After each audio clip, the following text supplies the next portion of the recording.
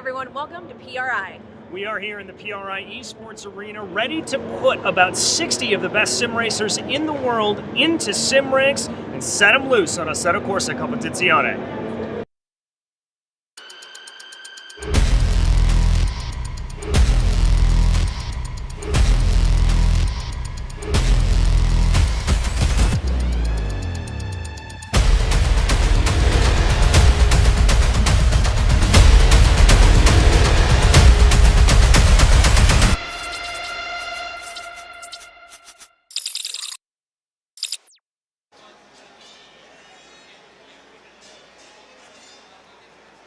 Hello everyone and welcome to the PRI Esports Arena presented by SRO Motorsports Group America. We are here. We've got about 15, 16 of the best sim racers in the world ready to start competing on Assetto Corsa Competizione. My name is DJ Clark alongside Ash Vandelay. And Ash, I don't know about you, but I have been looking forward to this all weekend. This is so cool. I'm not sure if the stream is doing it justice of everything that's happening behind us here. So we have so many sim rigs. We have a lot of fans here waiting. So if you are in PRI or in Indianapolis, stop on by. This is a pretty big deal. We have a huge screen where I see myself, which is crazy. And we have so many sim rigs. We have sim rigs for folks to try. And I mean, DJ, have you noticed walking around is that a lot of booths do have sim rigs? Not just, of course, sim racing partners and sim racing suppliers, but a lot of booths just want folks to try racing in their series, for example, or try folks to see how they feel in a certain car, a certain track, things like that. So that's been really cool to see all around the exhibition. Yeah, it really has, and it's kind of what you and I were talking about before we officially went live, let's say, about how sim racing is for everyone, and that's one of the things that we love so much about the sport of sim racing is, yes, there's still a barrier to entry. We still have to worry a little bit about, you know, cost and money and bringing all of that in. You got to buy the software, you've got to buy the wheel and the pedals and that kind of thing, but comparatively to going out and buying a new car, you're talking about nickels and dimes to be able to do it and to be able to get yourself into that kind of thing. And it's really remarkable because so many more people now are able to enjoy the best sport in the world, which is motorsports. Oh, absolutely. And something you might not know if you are in PRI, we're also live streaming. We are on twitch.tv/SRO Motorsports, as well as the YouTube for GT World. That's where we stream, actually, all of our races here at the SRO Motorsports Group. You might recognize me as the host of the SRO Fanatec GT World Challenge America watch-alongs, and DJ Clark, you're going to recognize as the voice of so many of our race series throughout the tracks, VIR. Oh my gosh, you also do the podiums. Everyone knows your infamous voice. It's a voice that's got to recognize. I've had a few people come up to me today and be like, I knew that voice from somewhere, and it's a little bit creepy. I'm not going to lie. Are you going to do it for the esports podium? You are, yes. Okay. Yes, I'm doing podiums here. So I don't know if we're going to do the full rear up. I'm kidding. Who are we kidding? We're going to do the full rear up. So if you're watching from the YouTube, hello, YouTube chat, Twitch chat, hello, nice to see everyone. We know we see some regulars in the chat as well. I hope everyone's doing great. I know the GT World Challenge America season is over, and a few of others as well, but, you know, there's still some races happening slowly but surely, and then we're going to ramp all back up again in 2024. So, you know, gird your loins, get ready for it. Yeah, I mean, it's the beauty of racing that we get to go back out. There's no season, really, right? Yeah, I mean, you know, yes, we have a little bit of the off season, and that's nice to remind our families what we look like, because if you're on the road a lot, that kind of happens. But to be able to take that time, I also want to take a quick moment to be able to thank PRI, who are hosting us here this weekend, to be able to showcase, as we said, sim racing alongside the world of motorsports. It's really, really thanks to them that we are able to have this set up. Also want to thank all of the team behind the scenes here this weekend that has been hustling around here, getting everything set up so that we can put on this event. There's a lot of hours that go into creating something like this. Absolutely. And just want to be able to acknowledge all of them. And all of our partners as well, ACC, Fanatec, CrowdStrike, AWS, and of course SRO for having this be possible, which is amazingly cool. So thank you so much for making it possible for these incredible sim racers to come here to Indianapolis and shoot their shot to be here and be one of the primary winners of the PRI Esports Invitational for today. And we do hold a second race tomorrow as well with a mix of real-life drivers who you might recognize from the SRO paddock. So make sure you also tune in for that race at the same exact time on the Twitch or on our YouTube channel.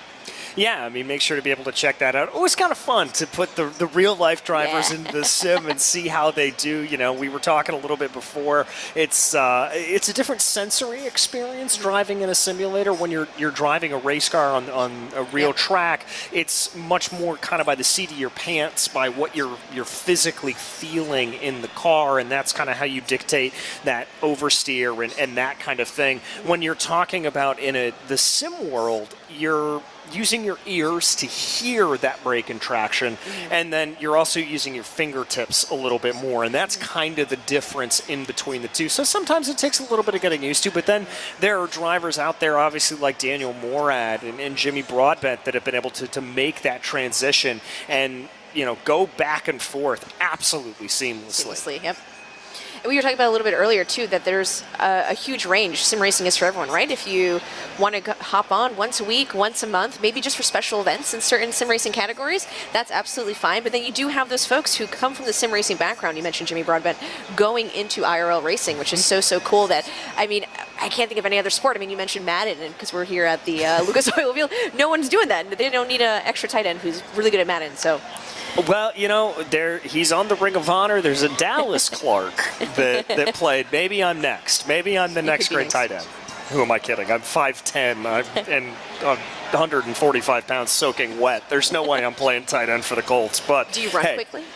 What? Do you run fast? No. Oh, okay. Then I No, was trying to give you something to work with here when you're. No, I really don't. But it's okay. They're doing just fine by themselves right now. So if you can't tell, by the way, I'm a diehard Indianapolis Colts fan. So if you see the field behind us, he's been pretty stoked. And one of your mascots, or the mascot, Blue, am I not mistaken? For folks who might not be familiar with Blue, can you? Blue's fun. Blue likes to party.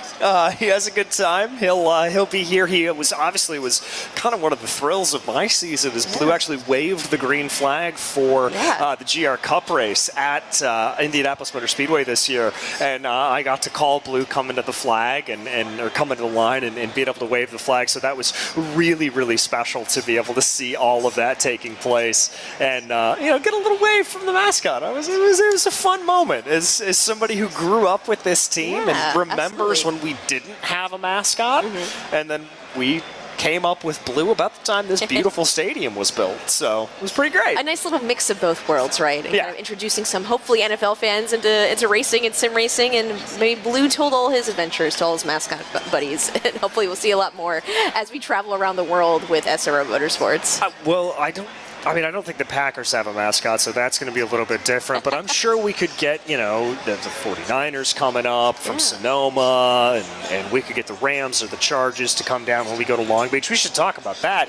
Long Beach coming back to the schedule here for GT America for the first time in quite a few years. I am very excited about that. That's going to be absolutely incredible to see the cars of GT America roaring around the streets, GT3 and GT4 cars, putting it all on the line on America's most iconic street track. We have a lot of cool changes for next year. We also have an endurance race at COTA for GT4, I believe. So if you are able to come to a track, make sure you check out the 2024 calendar, which is posted on the GT America GT World Challenge, website right now. Make sure you look into what you can do, what you can attend, and definitely look into Circuit of the Americas. Sonoma is a really popular one as well, of course, Indianapolis for the Indy 8 Hour. And you'll get a full weekend. The accessibility is crazy. You have 2 full days of racing nonstop, I think from 8 a.m. to 5 p.m. almost. And you just walk around the paddock and the garages. It's so cool to see. And again, the access is kind of unbeatable. Yeah, it really is. I mean, you are able to walk right on up and talk to the drivers, talk to the mechanics, take a look close up. Sundays, we have our patented grid walk where you're literally able to just walk up right and down the grid, act a little bit like your Martin Brundle, and be able to get up close and personal with everything from the Mercedes AMG to the new Ferrari 296, BMW M4s, see what these cars look like that close and in person, and it really changes your perspective on everything. It changes the way you feel about it because you realize sometimes just how big these cars are, and to realize that they're going as fast as they are, it kind of blows your mind a little bit. Some folks may tell the difference through stream, but really when you're in person, the differences between all the cars. The Porsche sounds, I think, to me, my favorite, and Mercedes the second. You know, everyone has like a favorite car to look at, livery-wise and such, but then the sound of the engines going through, you know, every car has its own personality, I like to say. So. Yeah, I mean, whether it's that just, you know, kind of growling roar of the Mercedes AMG to that sort of high-pitched whinny that is the Ferrari. When we had the Lamborghinis in the season last year, that just screech going down. So many beautiful engine notes. It's one of my favorite things, and it's one of the things that makes Assetto Corsa Competizione so fantastic is they have modeled those engine sounds to a T, so that for me, you know, for me as an announcer and for you as well, when we're sitting here calling these races, we don't really need to see the cars sometimes. You can just hear it go by and go, well, there goes a Porsche. All right, great.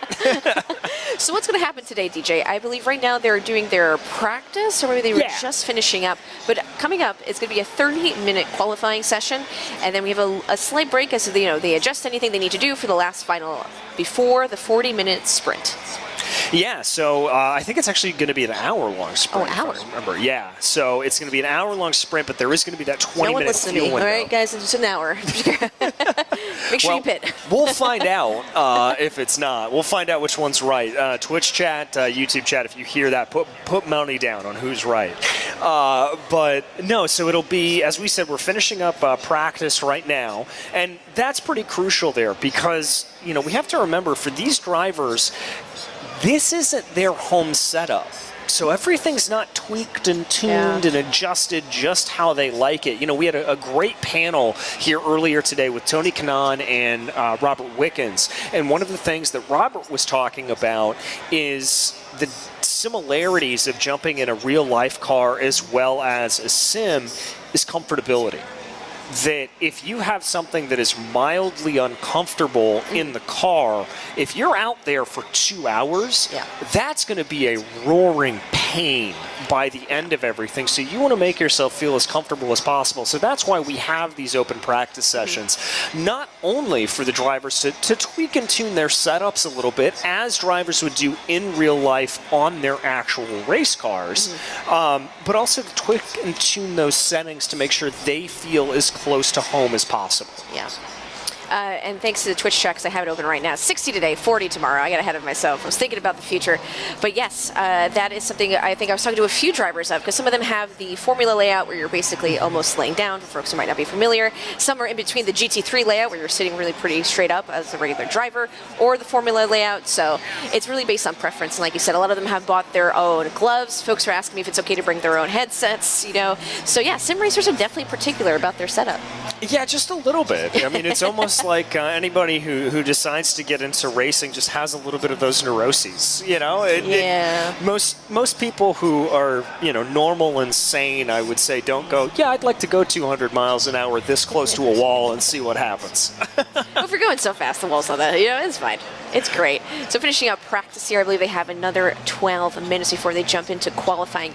Are there any names that you are familiar with that you think might be standing out here? Because we have raced on the Indianapolis Road Course before an ACC with SRO at last year's Indy 8-Hour. So, for example, Chris Sievert from Samantha Tan Racing, definitely familiar. I think he got P2. I think he got second place last year in the competition. So definitely someone to look out for today. Yeah, some big names coming up there. I think Jade Hutchison up at the top right there in that number 63 Lamborghini.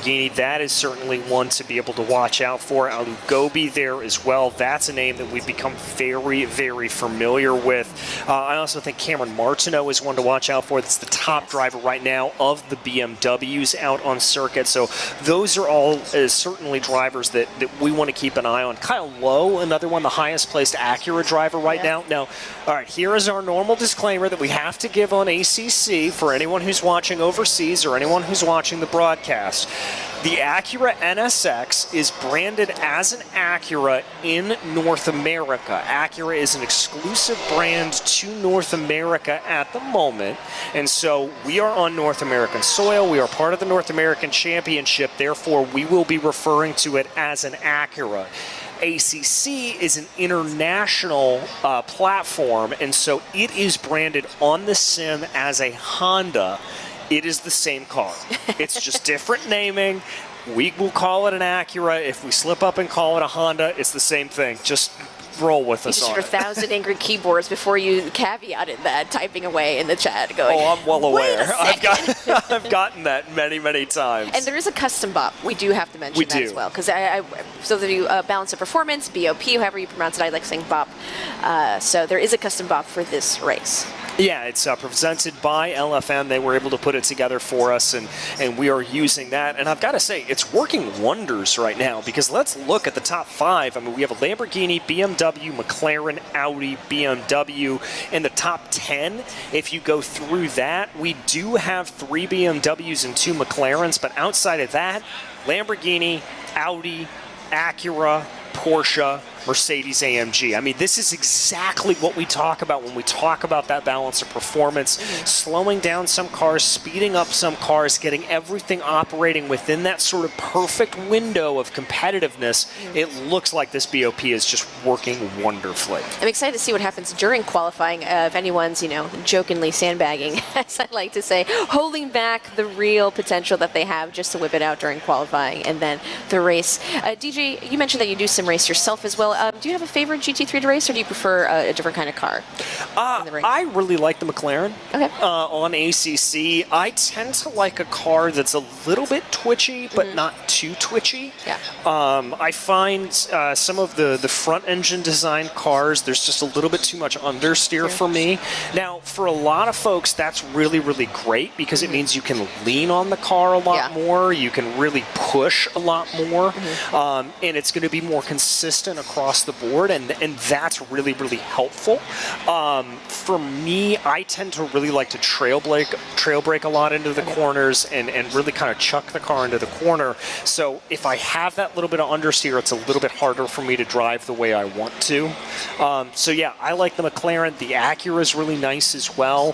McLaren's just a little bit closer in terms of what I like to brake with. So that's my go-to here on ACC. That's great. I am a big fan of the Mercedes. I just feel...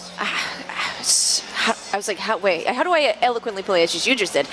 For me, personally, something I also enjoy is the GR86, but between the GR86 and Merc GT3, vastly different cars, I just like a car that I could just toss into the corner. Yeah. I'm also a filthy casual when it comes to sim racing, so don't take any notes from me, please. It just goes by the feel of the car, just here for the vibes. So the Merc GT3 just feels the best to me. I've been also learning and trying to toy with the Porsche. I know that car, I don't want to say temperamental, but I want to make sure you treat it with respect when you're driving it, right? What you give it. You want to make sure you're driving it very well, very precise. So that has been actually teaching me so much more, and I can't get away with more on the Porsche. I have to be very, very on the nose with it. So. Well, that was, I had a conversation with a couple of drivers way back in the day talking about the old Skip Barber cars, actually. And, they said one of the things they attribute their standard of driving to so much is those old Skippies, because they are made particularly to punish mistakes. Yeah. Narrow tires, decent amount of horsepower, little bit of aerodynamics, and those narrow tires, it cuts down the margin, so if you mess up, it's going to be a big problem for you. And it sort of forces you to get those mistakes out of your system. And that's really what happened for them, and they've been able to excel as a result of that. And I've heard very similar things said about the Porsche, that you've got to drive that thing to a T, because if you have bad driving habits, that Porsche is just going to exemplify them. Yeah, it's been a learning curve on the Porsche, but it's again you gotta learn it the right way, right? Yeah. You can't just keep emphasizing the same thing over and over again. So it's been great, especially here on Indianapolis Road Course, one of my favorites that I like to drive. In addition to some of the famous ones, especially coming up in January, the Daytona 24 coming up. So it's going to be really great in the sim racing world for December, here in January, and then all of a sudden we start all over again, the 2024 season. So SRO Esports happens between all of our conglomerates. So GT World Challenge America IRL also has an esports. GT World Challenge Europe also has GT World Challenge Europe esports. So that happens all again in 2024. And again, you can check out the website to look at the calendars and look at the races near you. We have GT World Challenge Australia, Asia, Europe, and America. So make sure you check it out. All powered by Fanatec and our partners AWS, CrowdStrike, and so on and so forth. So make sure you check it out and stop by a race. It's really, really cool. Well, and we should talk about the big race coming to the SRO portfolio this year. Yes. And also coming to ACC, it was officially announced. We're going racing at the Nordschleife. We are going to the green hell, all 140 odd corners of it. I don't know. I've called millions of races from there, and I still can't remember all of the corner names. But yeah, I can't call it, let alone drive it. But not only is the Nordschleife coming to ACC, but for the first time, SRO is taking part. We are presenting the 24 hours of the Nürburgring. So excited to have that come into the SRO portfolio. It's going to be absolutely Are you trying to go on the... are you trying to go with the SRO team to the 24 hours? I mean, you know... If they need somebody commentating, listen, I'm a small person. I can fit in a backpack. I can just curl up into some luggage. You know, I'll pay my own... Well, I won't pay my own way, but... Yeah. If anyone has any room for DJ, please consider taking him to 24. Great commentator. It'd be awesome to have My you there. German is very rusty, but I can brush up. It'd be a great track to go, and that's one of the many things coming in for next year. SRO-wise, we talked about GT America, some things changing there. GT2s coming on into GT America next year as well. So it's going to be very, very big year, even bigger than last year, and a lot more happening throughout the whole SRO Motorsports family. Yeah, and we're so very excited to be able to be a part of it. And you mentioned earlier the big news coming for GT for SRO Motorsports Group America, and that endurance race taking place at Circuit of the Americas this year. What a track. I love that track. We're very, very excited for that. It's going to be really exciting to have that take place. I know there's been a lot of clamoring for a GT4 endurance race because, you know, GT4 is such a special series. It's such a huge field. And I think to be able to have an endurance race, especially at such a wonderful circuit and a world-renowned circuit like Circuit of the Americas, you couldn't ask for anything more. From the Twitch chat, they mentioned, Francis says, DJ can ride, sit in a car on the cargo plane. I will do this. So if that's an option for you. We had some folks mentioning that every car after driving the Porsche feels boring. So definitely some Porsche fans in the chat. If you have a favorite make, let us know. We'd love to shout you out. So make sure you check us out. We are on the Twitch channel for SRO Motorsports. Hey guys. And as well as the GT World YouTube. So don't forget, not only do we stream all of our esports ad-free and for free on both of those things, all of our races IRL. I think I was told to be reminded that the IGTC 12-hour is happening this weekend as well. So check that out. Make sure you drop a follow on whichever channel you prefer to watch on YouTube or Twitch. Yeah, you've got to go over and check it out. And it's, I mean, we are so proud of the way that we are able to present everything here.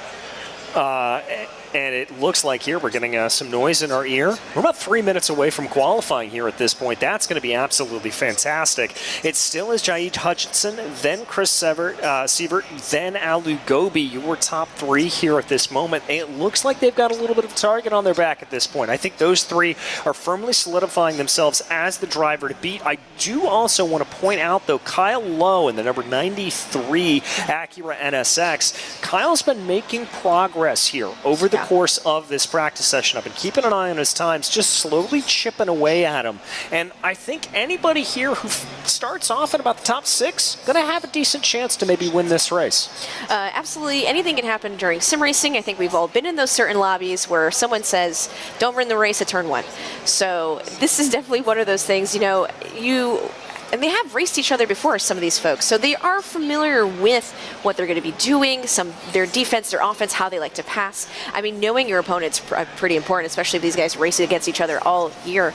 So it'd be very interesting to see how everyone reacts, and some new folks into the slot here. Yeah, and that's one of the things that we often don't, I think, talk enough about in racing is you can control your own destiny. And, you know, when you take your original driver's ed courses when you're 15, 16 years old, we always hear that word defensive driving coming out. Well, that still translates into the world of motorsports, but it's a little bit less of defensive driving, and I'll call it a little bit more of aware driving, because you need to know if you're coming up against a driver that you maybe haven't competed against all that much, you're not going to know their tendencies. You're not going to know, okay, they tend to really like to brake late into this corner. Right. Or, you know, some drivers, when they go through a fast sweeper, will brush the brake to get the car to rotate. Some drivers will just lift off the throttle coming through that. It depends on some of their own idiosyncrasies, and you start to learn that, as you said, over the course of the season. And so for all of these drivers, they all know for the most part what everybody else is going to be doing. What I'm interested in is tomorrow, with a lot of the real life drivers coming in. That's a much more of a mix and match kind of field that's being brought in. I'm going to be very interested to see how everybody's able to do tomorrow. And hopefully we can get a driver on the mic. I'd love for them to talk to the chat, everyone watching here at PRI, just the differences between the virtual world and the IRL, kind of like what they do, because I just think that comparison is very interesting, because you always hear it's not exactly the same, it's very close to the same, there's so many range of differences. Let's ask the pros who do race year round, and then when they get on here, what the slight differences are and what they do a little bit differently, and some tips and tricks they might know. Yeah. You know, the drivers that I've talked to that have been in and out of the sim, it's always fascinating. It's always absolutely incredible to be able to talk to them about habits that they pick up from the sim that they may need to break a little bit, habits that they forget when they get into the sim, things like that. Really, really fascinating to be able to talk to them. Sounds like we're about a minute away here from qualifying at this point. And, you know, we've got a lot of time on the clock. It is static weather. It is static conditions, so no rain coming in. It's not like you're going to want to try to game the system a little bit to try to maybe wait a little bit later for track temperatures to rise and fall. I really think here with 15 cars around this Indianapolis Motor Speedway circuit, the biggest name of the game here is just going to be getting some clean air. And consistency wins championships, but also wins races. Keep it clean. And I think what they say, the fittest, wow. See, I'm mixing up the words. Everyone knows what I'm trying to say because I just started it. But to finish first, you first must finish. Yep. Can't lose the race, or can't win the race into turn one, but you can certainly lose it into turn one. All of those kind of adages that always get thrown around in racing. When you're girding up on the sim, someone comes on the team chat. They throw those adages at you. You're like, all right, it's going to be one of those races. So excited. And you can't wait. And you immediately earmark that car of, that's going to be the accident in turn one. Okay, got it. Good, moving on. But once again, everyone, thank you so much for joining us. We are at the PRI Esports Arena presented by SRO for the PRI Esports Invitational. Our drivers just finished up their practice, and we're about to jump into qualifying here momentarily. Today is an hour race, and tomorrow when we actually do this again with some IRL drivers and some other content creators and influencers, it will be a 48-minute race. So make sure you tune in for today, of course, if you already are. Thank you so much. And tune in tomorrow for some more sim racing. So today we're doing the Indianapolis road course, and we're pretty stoked to be here. Thank you so much to our partners, PRI, ACC, Fanatec, SRO, CrowdStrike, AWS, and so much for having us and making this all possible. Yeah, I mean, we really couldn't do anything without them. They have been such gracious partners here to be able to bring everything along. By the way, all of the rigs here today that you will be seeing, it is Fanatec gear across the board, from the cockpits themselves down to the podium wheelbases, to the Club Sport wheels and pedals. Absolutely fantastic stuff, and we are eternally grateful to Fanatec for providing that, as well as being the title sponsor of our many, many different series across the entirety of the SRO Motorsports Group calendar. It looks like here, Ash, though, that qualifying is officially underway, and it's going to be a 15-minute session. So we're still figuring some things out up here, but 15 minutes on the clock. That's going to amp up the pressure a little bit more, but something tells me that these drivers will be able to handle it, as it looks like STR Esports driver Chris Sievert is going to be the first to be able to cross the line and start a flying lap. And one of my favorite liveries, inspired by Van Gogh Starry Night, is so gorgeous. Let's see what Chris can put down here. What kind of times are we expecting? I believe we looked up the time from the real world Indianapolis. Well, what I was seeing in practice times is we're looking at about 1:34s there or thereabouts, and that's just a little bit of how it's going to go. That's about a couple couple of seconds off of what the fastest lap time that we saw put down at the 8-hour this year, as they need to try to be able to get themselves around. But about a 134, I would say that's probably a little bit more of race trim running. So I wouldn't be surprised if we tickle down into the 132s, 131s. That's going to be about where I'm going to expect that pole time to be here today, as now everybody starting to work their way around Sievert, as you can see there on your screen if you're watching here at PRI or at the on your monitors at home. Little bit of oversteer coming out of the corner and then right up against that wall. And I got to tell you something, Ash. We were doing a race yesterday. I couldn't get that corner right once. It just gets me every time. Thanks for admitting that. A lot of people wouldn't. So think of us as Statler and Waldorf, everybody. Don't worry about us.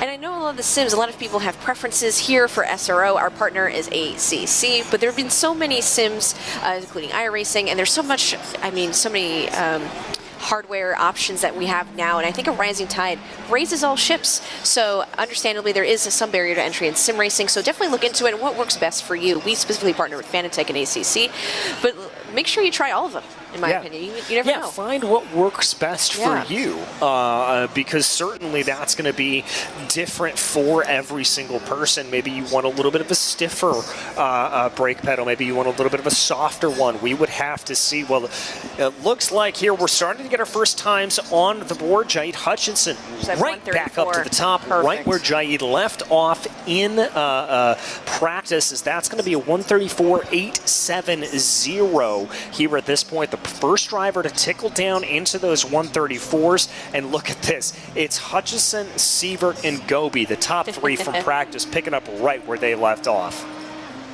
And again, some of these folks are a little familiar with the esports competition side, because if you think about it, you're usually at home, right? You're in your rig with your, like you mentioned, idiosyncrasies. You have your gloves, your temperature, your fan, whatever it is, your sim rig. But not only that here, you have people watching. You're also on stream. So that pressure, and it's also a little bit of a mental game to make sure you're locked in fully, regardless of whatever distractions are happening around you. Yeah, and for a driver, I know, when I go sim racing, when I strap in, I close the door behind me and pray that the cats don't get angry, that I lock them out of the room. I can't imagine somebody looking over my shoulder while I was trying to do this. That would absolutely throw me off, as Elu Gobi finishes their second lap here at this point. Still going to be a 135.527, so a little bit more time on the board. Cameron Martineau here in fourth place. We watch them work their way around in another one of those ST Racing Van Gogh-inspired liveries. And I have to agree with you. I know we're not supposed to pay. Let me try that again in English. I know we're not supposed to play favorites here. Are we not? Oh, no. But I love that car. I think it's I made just that so pretty. And Anne-Marie here, D'Alessandro, she is one of the newer folks here for SRO and in esports, but she has a huge line of accolades following her into here. She also is recently part of Oracle Red Bull Racing's Rock the Rig program, as being one of the 6 women who was selected to go to Milton Keynes and get a little bit of that esports coaching from the Oracle Red Bull Racing sim racing team drivers there. So it'd be very, very cool to see what she can pull off. She's really popular, also streams on Twitch, which a lot of these drivers do as well, because it's a little part of the virtual world, right? Mm-hmm. As well as what SRO does streaming on Twitch. So it's nice we love it when a plan comes together. Exactly. Everything just kind of coming together in a beautiful way. And by the way here, for anybody checking out and looking at the layout of the track and wondering, wait a minute, that's not what we ran at the Indy 8-hour this year. Well, you're correct. We are running the old spec layout of the Indianapolis road course that includes that long left-hander through 5 and 6. That kind of cutout that now is avoided by taking the chicane through 5 and 6. So the two of those two corners here changed around. The reason for that is when this track was originally scanned, it was 2020. Now, it actually had nothing to do with the pandemic itself taking part of it. However, the reason why SRO ran this layout at the first Indianapolis 8-hour was quite simple.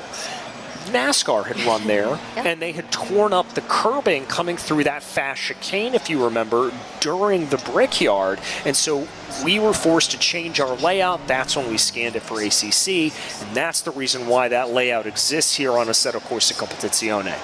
Not that we're pointing any fingers in NASCAR. We're just...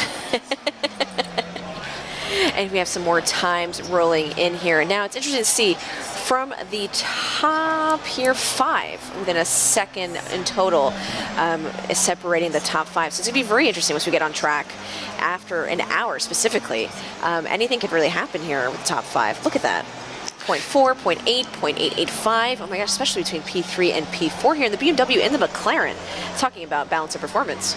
Yeah, I mean, they're looking very, very good here as they run. We've got 3 BMWs up into the top 5 here at this point with Sievert, Cameron Martineau, who was able to jump his way up into P3, as well as sitting down in P10, Pierre-Oliver Cloutier. Going to be able to put that car into P10 at the moment. Jordan Johnson finds himself in P5, Luke Gobi in P4. Let's just go ahead and run you through the top 6 here. It's Andrew Berg, then it's Elmer Arden, followed by Kyle Lowe, and Devin Anderson, another one of our real-world drivers here, jumping on in. Devin, obviously, one of the chief protagonists in TC America, powered by Skip Barber Racing School. Great to see him out here, and we are so happy he and his tech sport compatriots are out and putting things together. Great run there. Great lap time for another one of the BMW drivers. That was Pierre-Oliver Cloutier, able to put in a time that'll get him into 7th. And it looks like Max Baumann able to put in a time, going to put the Ferrari up into the top 8 with a time of 1:35.945. We see some folks in the chat cheering on for their favorite drivers. We have a Let's Go Anne-Marie, Kyle. We have a lot of folks, a lot of fans coming on in. Again, yeah, you might recognize a lot of these drivers competing in the SRO Esports, as well as their various streams on YouTube and Twitch. So yeah, come on in. Make sure you root for your favorite driver. Let some folks know. But yeah, don't worry. We'll be letting them know who their biggest fan is, so they can thank you personally on their stream when this is all over. But thank you everyone for watching the PRI Esports Invitational. We are actually live from Indianapolis as they are virtually racing at Indianapolis. So this is incredible to be here as part of something so, so big. Yeah, it's very cool and very special. And again, if you are here in the convention center, make your way down Doyle Stadium. Just play a little Phantom of the Opera. Follow our voices as they will drift their way through the hallways and be able to bring you in. Lou Gobi tries to improve there on that last lap. It looks like Lou not going to be able to improve for that number 10. A McLaren, currently your highest placed McLaren at the moment. It continues to be Hutchison, Sievert, and Martineau, your top 3 right now. And we've got to remember here that Sievert and Martineau are actually teammates in that ST racing team. Maybe a little bit of team tactics there to gang up on the seemingly unbeatable Jahid Hutchison. That may be something that they try to play out a little bit more. Let's see what they're able to do. It's Alu Gobi, bringing her way around right now, trying to see if there's anything to be able to play. See if there can be a little bit of an improvement here. About 0.8 of a second off of the top time. Let's see what that number 10 can do as they work their way through the back half of the circuit. This is a great question. Are the car platforms randomly drawn, or were they selected at the Invitational? Say that again? Were the cars randomly selected, or were the drivers... No, they were, from what I understand, able to pick their cars and able to pick what they wanted to drive as they came on into it. Now, a lot of these drivers have overall deals with manufacturers and teams. So, for example, Cameron Martineau and Chris Sievert, both of them have deals with ST Racing Esports. ST Racing, obviously a BMW manufactured team, so they're going to be driving that BMW, so on and so forth down the charts. And there is a BOP for this race created to us, so that is something to know. When we say BOP, we mean balance of performance, BOP, different ways to say that. I like BOP. So we do have a custom BOP for this race. Yes, we do, and that has been applied here, and so that is hopefully going to equalize the cars pretty much across the board. Here's Devin Anderson farther back for Tech Sport Racing right now in the number 22 McLaren. 2/10 up here at the moment on Devon's best time. This could be a good run. A little bit wide coming through that final corner, going down into the last sequence of the track. But let's see what this 22 has. Ash may be able to make up some hay here and move his way up from 10th place. I realize I am supposed to be talking at the same time as you, but I am so intently watching. I don't know if anyone else does that when they all of a sudden everything just stops around them. You're like, what is going to happen?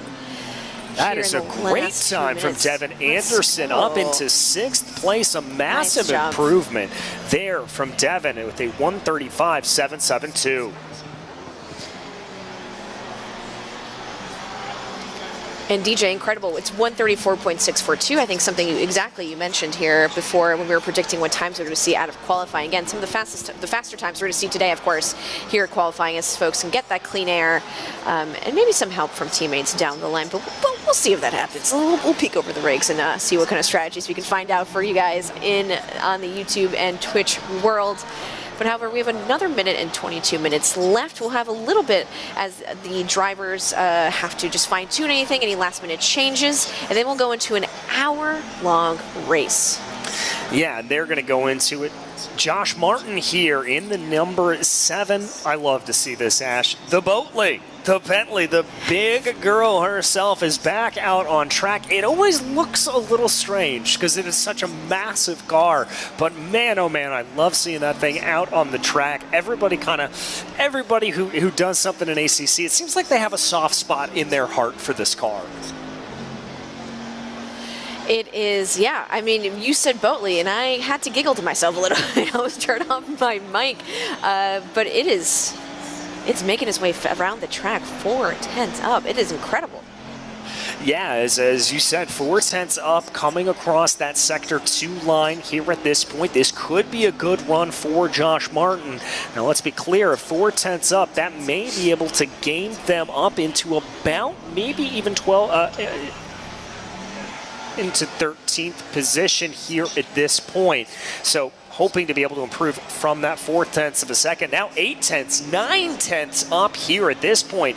Martin really pushing this Bentley around through the final corner right now, coming down through the start-finish line, going to cross on over, and that's going to be an improvement up into 13th. That's exactly what Josh was hoping for. And as we're wrapping up qualifying here, are you expecting any large changes to what we have currently now?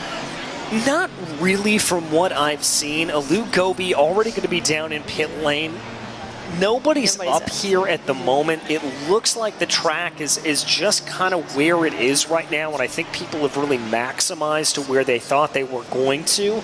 But I do think the biggest storyline to come out of this qualifying is going to be the fact that Seifert and Hutchison are only separated by a mere 900ths of a second. That is a blink of an eye in the long run. Now that start's going to be very interesting to see who gets that jump there into turn 1, especially in IRL racing. We've seen that turn 1 kind of get contentious a little bit, especially at the start. So that is going to be a make or break for a lot of drivers. Oh, Jaid able to put in the best lap time there with a 134.295. That blows our talking point out the window, as now the difference is 4/10 of a second. So a great time there from them. And we are being told in our ear to blame our director, Mike, who said that was there and that nothing better was going to happen. So. Yeah. I think Hutchison heard us, and he's like, wait, I could do better. Please hold. I'll be whipping out a great lap right now, so. Well, you know, normally when I do this, I have to accuse the drivers of watching the stream and multitasking. Here, they just have to have one ear off, and then they can go, oh, yeah, no, I'm going to prove you wrong. You're like, how dare you? Knowing that also some, for example, Formula One drivers, especially at the Miami Grand Prix, were watching what was happening in the race on the big screens as they were passing out certain corners and certain straights. So it'd be great if our drivers did the same thing and had a little bit of that cheeky moment for themselves. But yeah, that is the end of qualifying. We will have a 60-minute race, so do not go anywhere. We will have that 60-minute race, and then also tomorrow we do it all over again with some of the professional drivers that you know from SRO Motorsports. So we'll have a 40-minute race tomorrow with the professional drivers, as well as some content creators and influencers that you may know or want to be introduced to. So stop on by. Yeah, stop on by again if you're in the Indianapolis area, or indeed you are at PRI. please be able to do that. It does sound like we have a little bit of bad news here at this point. It's going to be about a 5-minute delay before we get to the race. Now, that's perfectly fine. Just have to switch over the servers, make sure everything is make sure everything is okay. I'm sorry, I just had a little mini stroke there. It happens. But just make sure everything's okay before we proceed along, and we will get everything ready to go. But as I was saying, if you're here in Indianapolis, if you're at PRI, make your way down the long hallways here. Indianapolis, a great city. It's all connected by the skyways and that kind of thing. So make your way down to Lucas Oil Stadium. We're right near the e-karting classic. It's very, very fantastic. And it looks like here we've got a special guest coming in, the one and only Mr. Robbie Montanola. Is this thing on? Robbie, oh, it's on. How's it going? It's going well. So tell us first off who you are and what you do for SRO. Yes, hi, Robbie Montanola. I'm the VP of Marketing and Business Development here at SRO Motorsports America, and been here with the business about 8 years now, and esports has been a passion, gaming, of course, and we're just happy to be here. Well, I mean, you've kind of been the one to spearhead a lot of this esports development in America. The first time we were able to set these sims up last year at the Indianapolis 8 Hour. Talk about the growth that we've seen in that esports world for SRO America. Yeah, esports is a huge initiative for SRO, just globally, of course. You know, in Europe, we've been doing the live activations within our endurance race weekends. We have the 5 or 4 other online championships that we've had over the course of the season for the past few years. I'm getting a chair. Oh, so it doesn't look like I have to stand here and over your shoulder, but I think esports is huge for us. It's a way for us to build community. It's a way for us to open the doors to motorsport and to what we do in sports car racing world. It's that apples to apples. What you see here in ACC is what we do in real life.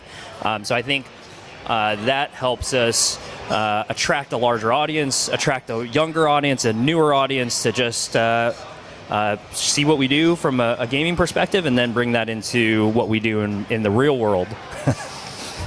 I mean, you have a Merc GT3 right here. I mean, you may not be able to see it on the broadcast. I deeply apologize, but you have kind of showing that combination of real world and IRL, kind of what you were talking about, what SRO does. We were showing here a little bit earlier the Spa 24-hour race, but also the esports race we had at the same exact time during one of those activations. Yeah, I mean, that's what the cool part of sim racing is, that it is a one-to-one representation of what we do in the real world. So the same, we have the DXDT Mercedes AMG GT3 here. You can race that same car in ACC, and you get to, feel and hear and understand what the Mercedes is doing out on the racetrack in a very, very realistic setting. And I don't think 10, 15 years ago you would have been able to do that in sim racing. And today, it's just amazing how well the software is, how amazing the hardware is, and that, I think at the Spa 24 Hours a few years ago, we were looking at the pole times from the real race and the sim race with the real drivers, and it was within tenths of a second. So that's how realistic and how accurate the software is, the hardware, etc. And it's been able to help us showcase what we do to a larger audience. That's actually a really good point. I need to look up all our professional drivers tomorrow and all their times from Indianapolis this past year. And if they're any slower, I'm going to let them know. It's quite interesting. I mean, I come obviously from a real racing background, driving Formula cars and whatnot. So it's a challenge to be fast at the sim. Like the people that we have racing here today are leaps and bounds way better than me at a simulator, but it's just amazing that you can just jump in and be pretty quick right off the bat. And I think you have, without the feeling of a car moving around is a little challenging for us, but you take a sim racer and you put them on a race car, and these days within a few sessions those sim racers are right there with a pro racer to a degree. So it's interesting. Well, in terms of what's coming on the horizon, obviously a very big announcement made by ACC. We're getting the Nordschleife, as well as the announcement that we've got 2 more of these events coming up next year, from what I understand. Talk about. We haven't announced that yet, but we just did here live. DJ spilled the beans, but no. I mean the Assetto Corsa Competizione with Nordschleifer is going to be amazing. I think that's probably, and if you ask them, and we had a call with the developers, that's the one track that I think every single person in the sim community wanted on ACC, but obviously it didn't make sense because we've never raced there. But now with it, the Nürburgring 24-hour being included in our Intercontinental GT Championship makes sense. We've got Bathurst, we've got Nürburgring now, we've got Spa, and we have Indy. All 4 intercontinental rounds represented within ACC. So I think that hands down will probably be the most driven racetrack in 2024 on ACC. I can guarantee that. Well, and how exciting is that? I mean, you said you're coming from a background of Formula racing and that kind of thing, and obviously having that driving background. It's Nordschleife. I mean, just how exciting is it that this is happening? Yeah, I mean, and that's the back when I started racing, sims were around, but they weren't real representations of the racetrack, and you weren't able to really use them as a driving development tool. But now, and you probably can ask a lot of our drivers tomorrow, they use sims religiously to learn racetracks, develop muscle memory, and just it's their training tool. You don't need to go do hours of testing in a real car with real tires and real brake pads and consumables that cost an arm and a leg these days. Just jump in the sim, understand what's where the track goes, and you're now leaps and bounds ahead of where you would have been coming into the race weekend without much testing at all. So drivers are much more prepared, I think, for racetracks these days than they have been in years past. And what was the idea of bringing it to PRI? I mean, I know last year we did it at Indianapolis, but here at PRI with, so many folks watching, coming on, stopping by in because you're going to so many of the booths and walking around. It's been very cool to see everyone kind of asking what's going on and how they can try one of the rigs that we actually have here. Yeah, the PRI show is great. I mean, it's, I've been around, this is the 35th year, and it actually coincides with us as SRO America being a 35-year-old organization. But, I think, especially where we are in the Lucas Oil Stadium, they saw an opportunity for us to create a new dimension to the show, and really represent another facet of motorsports that hasn't been here at PRI before. You've got the dirt track guys, you got NASCAR, you got sports cars, you got Formula cars, and everything else in between, drag racing, etc., here represented at the show, but sim racing hasn't really been well represented. So the team at PRI, their general manager, Jim, we have a long relationship with him and friendship with him that over 2 years ago we thought, what if we brought something like this here to PRI and become and hopefully grow it into a larger element of the show and have other companies represented here for the sim racing community, like we see around us, which I think the goal has been achieved from a beta perspective for us between PRI and SRO, and we hope that come 2024, I think next year's 2024. It is. 2024, we'll be able to continue to grow that, and hopefully maybe one day we'll just take over this entire Lucas Oil Stadium. Who knows? But sim racing and the esport angle of it, I think, is very interesting, and being able to bring have all these wonderful sim racers come out and join us for this weekend, I think is very special, and just shows you how powerful the sim racing community can be. And obviously you guys are entrenched in it daily, but sim racing is here to stay, and I think more people are seeing that what the potential is for them as a business, and how to be more involved with it, and I think we'll see it to continue to grow here in North America. I mean, it is such an exciting time to be both a motorsports fan and a sim racing fan, and I think for all of us, it just continues to be amazing. And obviously from a non-sim racing perspective, our schedule next year, so exciting. Going to Barber for the first time, going back to Long Beach. Yeah, the 2024 season is shaping up to be one of our best yet. I mean, circuit-wise, hands down, probably our best calendar over the past 8 or so years that I've been with the company. Just being able to add new venues, make some shifts in the schedule, Obviously, going back to Long Beach is great. I'm born and raised in Southern California, so going back home is always fun. We always say it's the busiest race weekend of our lives, even though we only bring one series. And in the past, we've only had one session a day. Now we get to bring 2 GT America powered by AWS races this year, but it's insane how many people come to Long Beach and then how many people want to talk to you at Long Beach. So it's a great weekend. Obviously, we'll start the season at Sonoma Raceway. We've developed a really amazing event around there in the wine country, so I think we love starting there. They just announced they're repaving the venue, so we get some new asphalt for our race next year, and we'll be one of the first ones to run it. So I think that should be fun.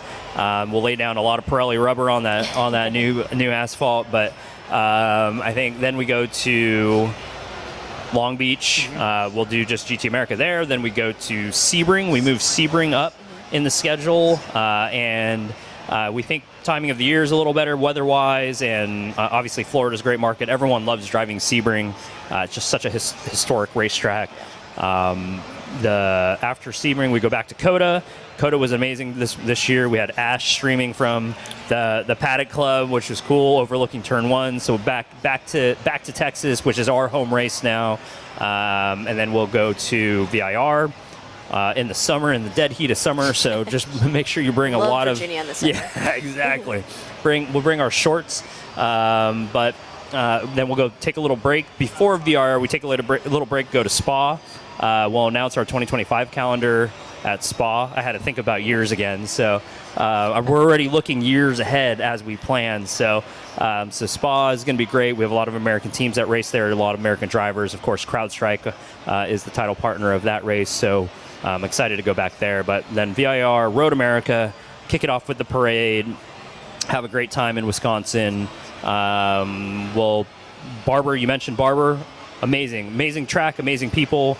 The city of Birmingham has grown so much since I last was there 12 years ago. So it's going to be, I think, a surprise and delight for a lot of teams and drivers to go to this track because they haven't been there for a while. Last time World Challenge race there was, I think, 2016. So it's been a little bit of a gap between there. But I think Barber is going to be one to watch and a fun one to go to and just see how GT cars race around Barber once again. But then we'll end it here in Indy, the Indy 8-hour. It's been a cherished event for us. You know, our longest race of the season, of course, our only endurance race, the longest race at the Speedway. And it's going to be, again, another one that is part of that intercontinental schedule with those 4 events where those international teams are going to want to come back to Indy, close the year off strong. It'll be the season finale for the IGTC, and we're expecting it to be a big one and a fun one for sure. Well, and as was announced earlier, and this one was announced, the sort of mini endurance race taking place at Circuit of the Americas for GT4. Yeah, that's right. This year we threw a little added feature into our Pirelli GT4 America calendar. We're doing an endurance race. We'll come out with what length is shortly. We haven't announced that yet, but it'll be on a Saturday afternoon / evening into the night. So it'll be a fun one to give the GT4 community an endurance race that they can get behind and be their own as a part of our championship. So definitely looking forward to that. I mean, you guys have seen the GT4 grids over the past few years. They're huge, and they continue to grow. So if we can get 40 GT4 cars racing around Coda for X amount of hours, I think it's going to be a fun one to watch. And this is definitely a selfish question, and shout out to the Discord. The entry list for 2024, when should we expect that to drop?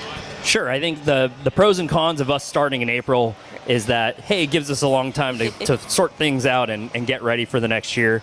But of course, our friends in the other paddock, they're racing next month, so all of their announcements come very early. Yeah. But I think you'll start to see a lot of teams trickling in with their announcements starting this month, and across the board in all series. But of course, for Fanatec GT World Challenge, a lot of teams will start to announce in December into January. They usually take a break around the 24, and then February, most of everyone will be announced. But grids are looking good. We're expecting some new teams, a lot of people stepping up from GT4 into GT3.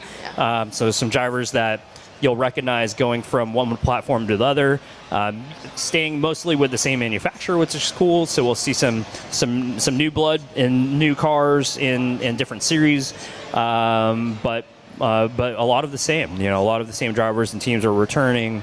So I think it's gonna the continuity and the consistency between our paddock is strong, and we're looking forward to next year. I mean, you mentioned the other series. I mean, IMSA, right? A lot of drivers do both, which is so cool. And I mean, I think a rising tide raises all ships. So I mean, it's cool that they get to talk a little bit and promote about SRO when we're at the IMSA paddock and vice versa. So if anyone loves sports car racing and does watch any of the IMSA races, a lot of your favorite drivers also on SRO. So come on in. And the that's water's warm. we make it a point, and of course, Greg Gill, our CEO. Works closely with John Doonan over there to just ensure that our schedules align as best as possible, of course. And we're happy to say over the past at least 4 or 5 seasons, if not more, that we don't conflict with their races because, like you said, a lot of the drivers cross over, a lot of the teams cross over, a lot of the crew members cross over. So we want to give every opportunity for them to be able to have programs in both paddocks to have successful businesses, but also we want people racing in both paddocks because it's good, like you said, good for sports car racing, and it's continuing in a great trajectory, and we're looking forward to trying to continue to rise all of sports car racing in North America. Yeah, series can work together.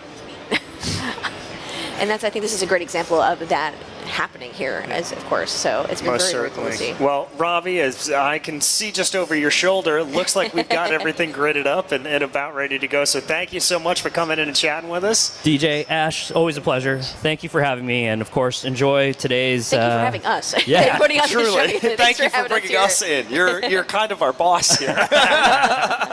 Enjoy the show, and let's watch some really cool sim racing, and we'll see you guys at the Checker Flag. We'll see you then. Again, Robbie Monsinola, they are able to come and talk to us. So wonderful to be able to get that perspective. And again, walking through that schedule for next year, just so excited about everything that is coming up across the board here as we are moving across the board. And we are ready to get going. Look at that, Ash, that beautiful line down the yard of bricks. It's about ready to get going here from the Indianapolis Motor Speedway. So much to expect for this race. Again, 60 minutes is what we have.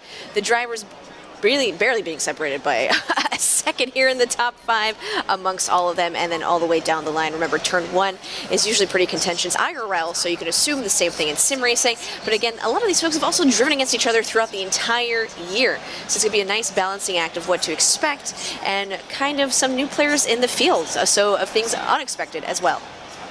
Yeah, some unexpected things to be able to do. And before we get, though, into the action here, I want to again thank PRI for hosting us here this weekend. Again, we would not be able to showcase sim racing alongside the world of motorsports without them.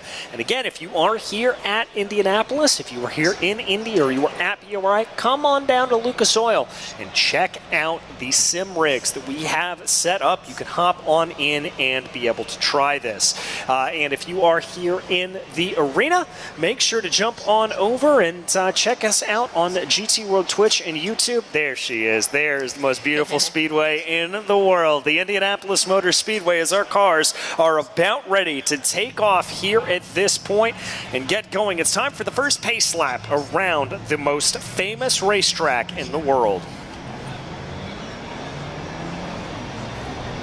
Now, DJ, you did mention some names earlier. So for folks just tuning in, let's go over some of the accolades that our drivers do have. And the list is huge. Accolades and what they've all done in previous racing series. I mean, we're talking about, for example, Max Bowman is a 2023 Ferrari Esports Series regional finalist, 2022 Ferrari Esports Series also regional finalist, 2021 McLaren Logitech Challenge regional finalist, and 2020 McLaren Logitech G Challenge regional finalist. I mean, we have a spreadsheet for all of our drivers and what they've done. We have Anne Marie here, currently a member of Distinct Gaming Esports roster for Gran Turismo 7. So we did mention that there's also crosses against all of the sim racing platforms. So a lot of folks have experience not only in ACC, but GT7, iRacing. I mean, there's so many to choose from. And again, we've talked about definitely try them all if you can, and then pick the one that works best for you. So it's really great to see how all these drivers kind of come together, and a lot of folks coming also with an Xbox background, ACC in the Ferrari 296 Spa, and Porsche Esports Challenge USA. It's crazy to see the background here that we have here today.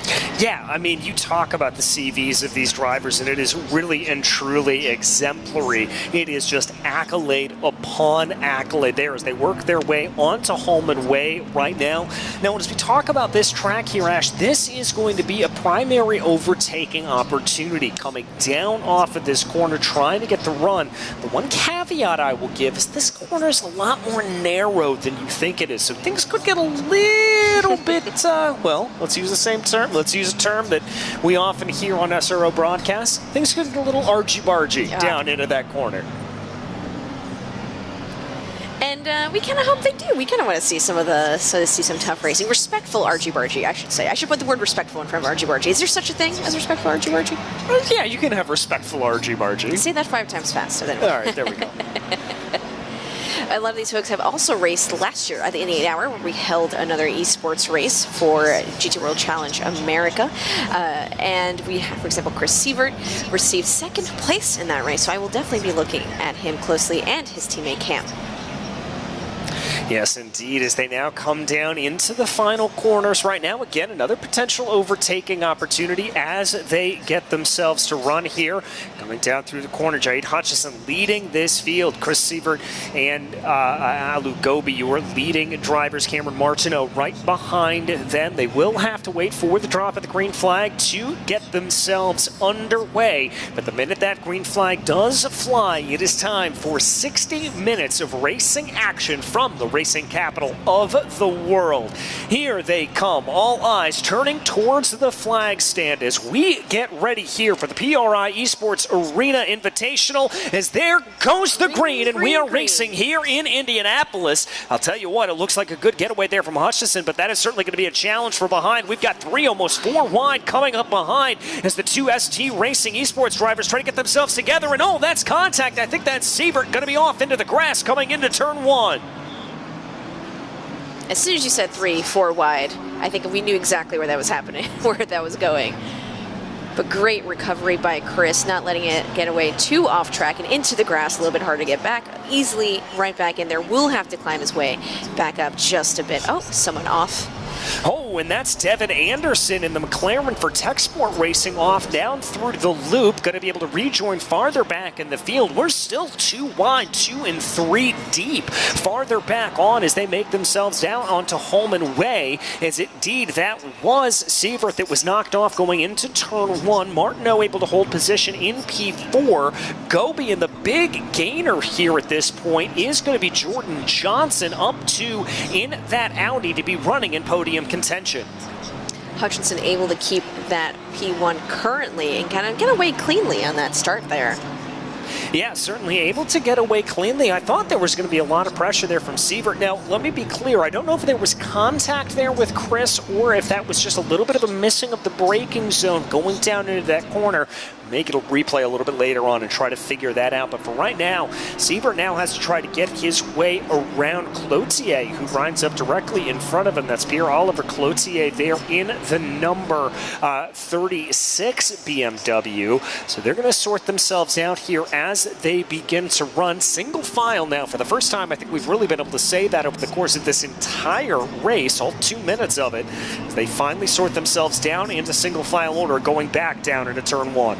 And for folks who might be newer to sim racing, maybe they just saw this on their YouTube or Twitch front pages, kind of recommending the broadcast, where would be the optimal overtaking opportunities, and what are you kind of looking for? I mean, we have now 57 minutes left. We're not expecting the P1 to P15 to stay the same at all. No, and I mean, your main overtaking opportunity is going to be going down into turn one. As you mentioned, that's kind of the point of contention. That's the heavy braking area that you're going to get into. The other one that we tend to see here was where Chris Sievert's going to be trying to make a move on Cloutier. Now, doesn't look like he's got the run here, but this is going down into the braking zone off of Holman Way.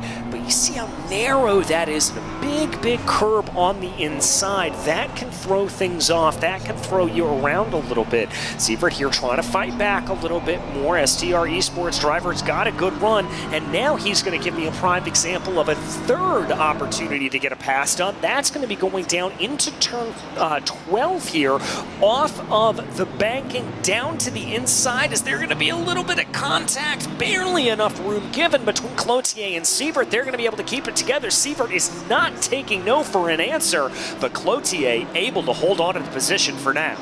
And again, the mental game behind this, I mean, of course, driving well, being respectful, giving enough room, but if you have a pass that fails, it's just not giving up, right? Don't lose that time. Don't let it get into your head. Keep going, keep driving. I think that's kind of what distinguishes the greats from the folks who, like myself, who lets a headlight flash behind them get into their brain a little bit.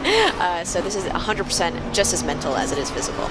Yeah, as we now ride on board with the driver of the Bentley, one of the biggest cars on the grid, trying to fight with one of the narrowest cars on the grid. But we've got to go back up further in the field as Sievert and Cloutier are at it again. Sievert able to get the move done going down into turn 5. That's a heads-up play there, Ash. Able to get that. Oh, Martin getting a little bit of a wiggle there. I think that was contact with Clifford and the Lamborghini, and off behind them, that's going to be Berg and the Mercedes. Able to recover nicely, hopefully not too bad there. Again, we haven't seen anything too crazy, some folks going off track, but all the recoveries have been swift. And chat would like to also to remind everyone that if gap, then car. So that's just the way it works in sim racing, supposedly.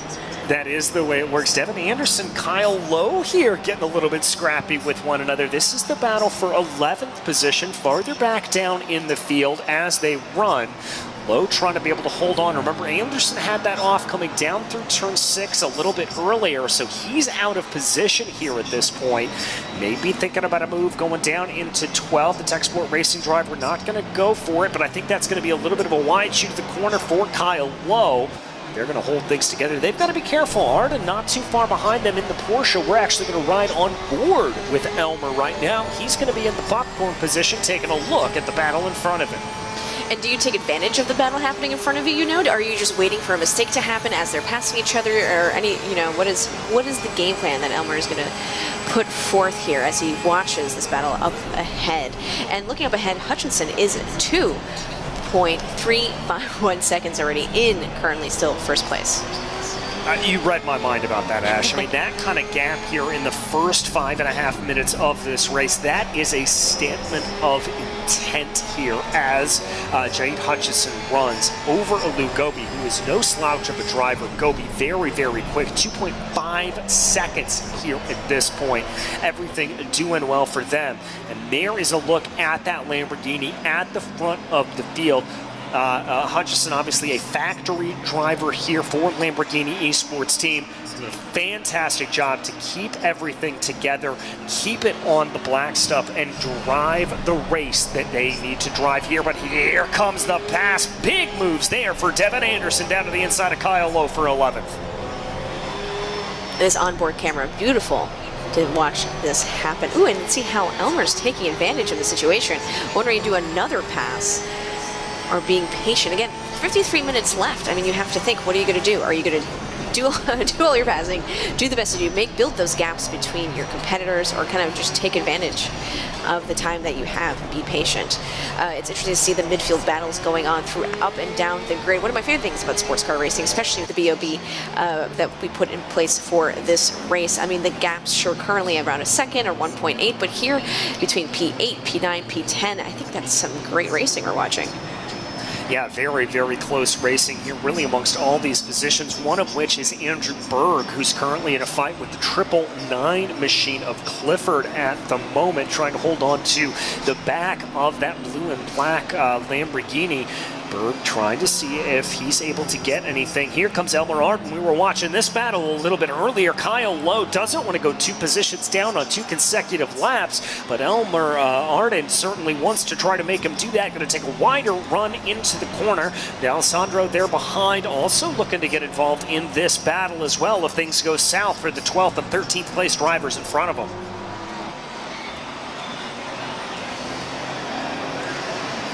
Someone in chat mentioning still plenty of time. You always want to play it smart. Oh, here we go. Down into the inside there. That was as easy as you could please for Elmer. Ooh, but Kyle not backing down. That's what we love to see. Not letting that pass be easy. Yeah, he's certainly trying to put up a little bit of a fight here, but I'd be worried if I were Kyle Lowe. I mean, we were just talking about how he's lost these positions here. He's got to get back up onto the wheel and make sure that D'Alessandro, man, my brain is not working today. That's the second one of those I've had. D'Alessandro is able to get themselves into position and start to mount a challenge. I think Kyle Lowe's got to be worried about his rearview mirror rather than trying to be back on the attack here on Elmer Arden. But you don't want to drive like you're looking constantly in your rearview mirror, right? You got to keep driving with that confidence, regardless of what place you are or what's going on around you. You got to keep driving your lines and doing the best that you can and hitting those brake markers. So yeah, definitely be aware what's happening behind you, but you don't want to drive constantly looking back. No, you want to keep yourself pointed forward as much as possible. But let's see what they're able to do here. I've got to give Lowe a little bit of credit. Able to keep up behind here at this point. I thought with the speed that we had from Kyle, he would start to fall back in the order a little bit and maybe just hemorrhage a little bit of time. But Kyle is certainly all over the back of Elmer Arden right now, not letting any of that time slip away here at this point. Keeping close, keeping the pressure up here, and not giving D'Alessandro the chance to really be able to close on in and keeping that gap at just under 1 second here at this point. It's great to see the distribution. I mean, exactly. Chris Seaver here with 0.508. I mean, losing those places in the turn 1 in the beginning, but making us climb back up, again, just as much as a mental game as it is in driving and physical. And then all the way down the grid, some great, great battles. Sometimes you might not see that in other series, but here in sports car racing world, especially in ACC, here at the PRI Esports Invitational, so cool to see all the talents that we have here on the grid. Some drivers you might know from their work in partnership with IRL teams on the SRO grid, and some drivers you might know here currently today from their streams on YouTube or Twitch, which is very cool that we bring this whole world together, IRL and virtual. Yeah, exactly. Everybody is able to be brought together here, and as they run, let's keep an eye on the battle of BMWs up at the front of the field. Cameron Martineau being caught by his teammate in the sister ST Racing Esports machine, the STR Esports machine. Sievert trying to close back in. Remember, he was the one that went a little bit wide at the beginning of the race. As they go, trying to see if he can close in here at this point as you get a live look at what these commentators do during the time as we are there, as our director telling us to smile more. I have such a focus face going on right now watching these teammates catching up to each other, like what's going to happen? I can't pace around. I don't feel like I'm in a normal booth right now. I'm normally back and forth and back and forth. But yeah, Sievert trying to be able to gain those positions back after Chris lost him. And it looks like here at this point, able to get back by Cameron Martineau. So now here's my big question. Is Sievert going to be able to try to close down on Gobi in front of them here at this point? Alou not all that farther up the road. I don't think it's out of the realm of possibility that we could see a battle here between them. But I'll tell you where we do see a battle at the moment. That is Martin, Clifford, and Berg. They are all over each other right now. It's great to see Sievert not kind of taking that turn 1 incident personally and saying, now it's time to put the hammer down, and going so hard and charging up back up the grid. That is some incredible sim racing we're watching right now. And here, like you mentioned, again, this middle field battle is so great to see up and down the grid. Currently, Martin holding on those positions, and we have some cars in the back, kind of not close enough to make them move. But if something were to happen in front, do you take advantage of the incident that happens in front of you because they were trying to pass, go 3 wide, or again, as chat has stated, do you just work the patience game as you do have 48 minutes left? I mean, my default position when you talk about this kind of racing is work that patience game, because the other thing that we haven't talked about, is that's a wide run there, it looks like, for Clifford. Berg going to be able to try to threaten on the outside of the corner as they come back onto home and way. It's going to be a drag race between a Lamborghini and Mercedes-AMG right now, between Berg and Clifford, and it looks like that Lambo is going to be ahead on the braking zone going down into the corner, and indeed, Clifford's going to be able to retain that position. But as I was saying, what we haven't talked about here is the pit stop window. Mandatory pit stop, Ash, that has to take place between minute 40 and minute 20 of this race. Yeah, and don't accidentally switch to wet weather tires. You know, we've all done that in a sim. We've all been there, but yes, the mandatory pit stops. When do you undercut? Do you overcut? What is the game plan, especially between, you mentioned the teammates between Seaver and Martineau. What is the game plan there, if any at all? So currently, with 46 minutes and some change left, with Hutchinson kind of running away at this point.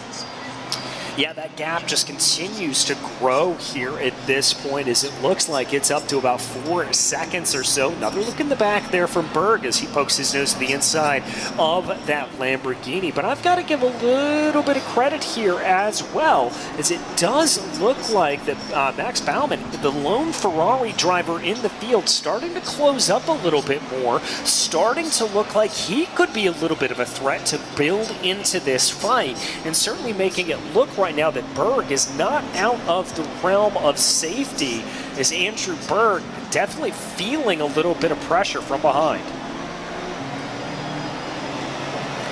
Let's see here, though. We check back up at the front of the field, and sure as night is day, here we go. That is going to be Johnson that is going to be under pressure. Jordan Johnson under pressure from Chris Sievert, as Sievert has been able to close that gap. And let's see if that Audi's able to hold off the attacks here from that BMW for too much longer. It doesn't look like it's going to take too long for Sievert to get on by.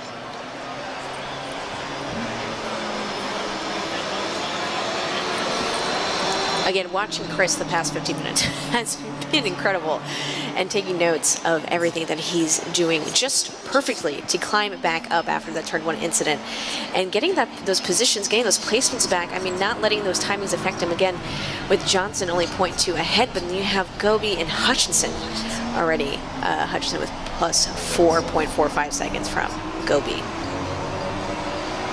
Yeah, they're going to be trying to close on in a little bit more to the best of their abilities here at this point, just trying to see what they're going to be able to get to play. We take a look on board Chris Sievert right now, trying to see if Sievert is able to get anything more. Tries to make that move around the outside here as they go down into turn 5. Not going to play out there, but Sievert showing his nose, trying to get himself involved, trying to see what he is able to do, and see if he can put himself into a position where, like we talked about earlier, Ash, he is going to want to put those drivers in front, namely Johnson, into making a mistake. And if he can do that more and more, that is going to be where he wants to be.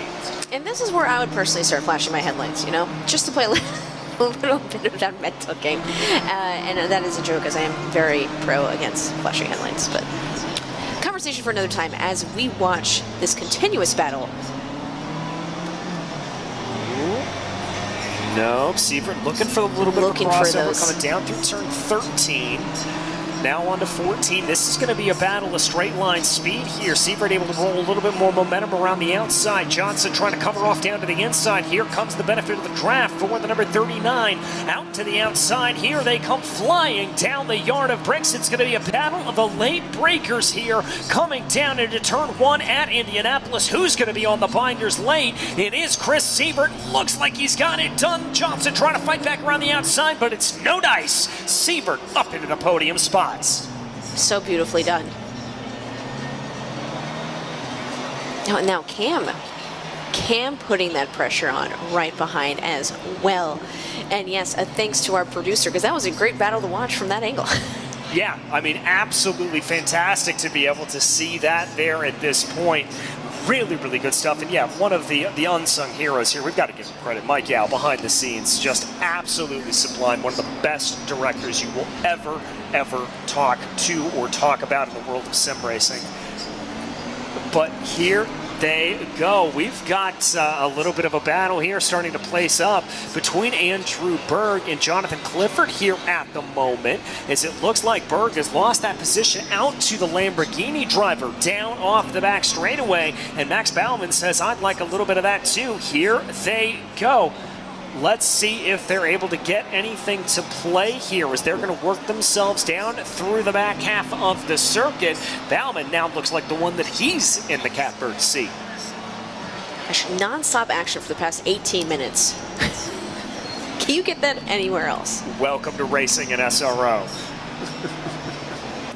Well, it looks like here at this point that Baumann's not going to be able to get that move to play. So we take a live look there at the grid itself. Everybody working their way around here, and you can see from that perspective just how much concentration these drivers have to put in. It is not easy to try to keep yourself motivated, keep yourself fixed, and keep yourself this locked in for 60 full minutes.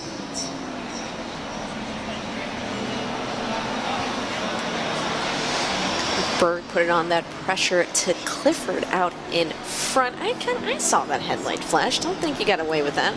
And I wasn't going to comment on it. But I think patience is the name of the game here. I mean, we saw Seaver kind of putting in that car's nose, trying to do those attempts on the outside, doing switchbacks. So we could tell he was going in for the attack, quote unquote. But here I see, oh, Clifford clipped a little bit of that grass. Will Berg take advantage of a little bit of that slowdown here? Yeah, going to try to take a little bit of an advantage of it. Andrew Berg, again, in that black and sort of yellowish gold Mercedes, chasing down the blue and black of Jonathan Clifford in front of him. It looks like the Mercedes had a little bit of better of a run coming off of turn 6, as you said before. Let's see here at this point as they work their way back around the back half of the circuit, trying to see if there's anything to play for here at this point. And it looks like they're, unfortunately for Andrew Berg, he just lost a little bit of momentum coming through that back half.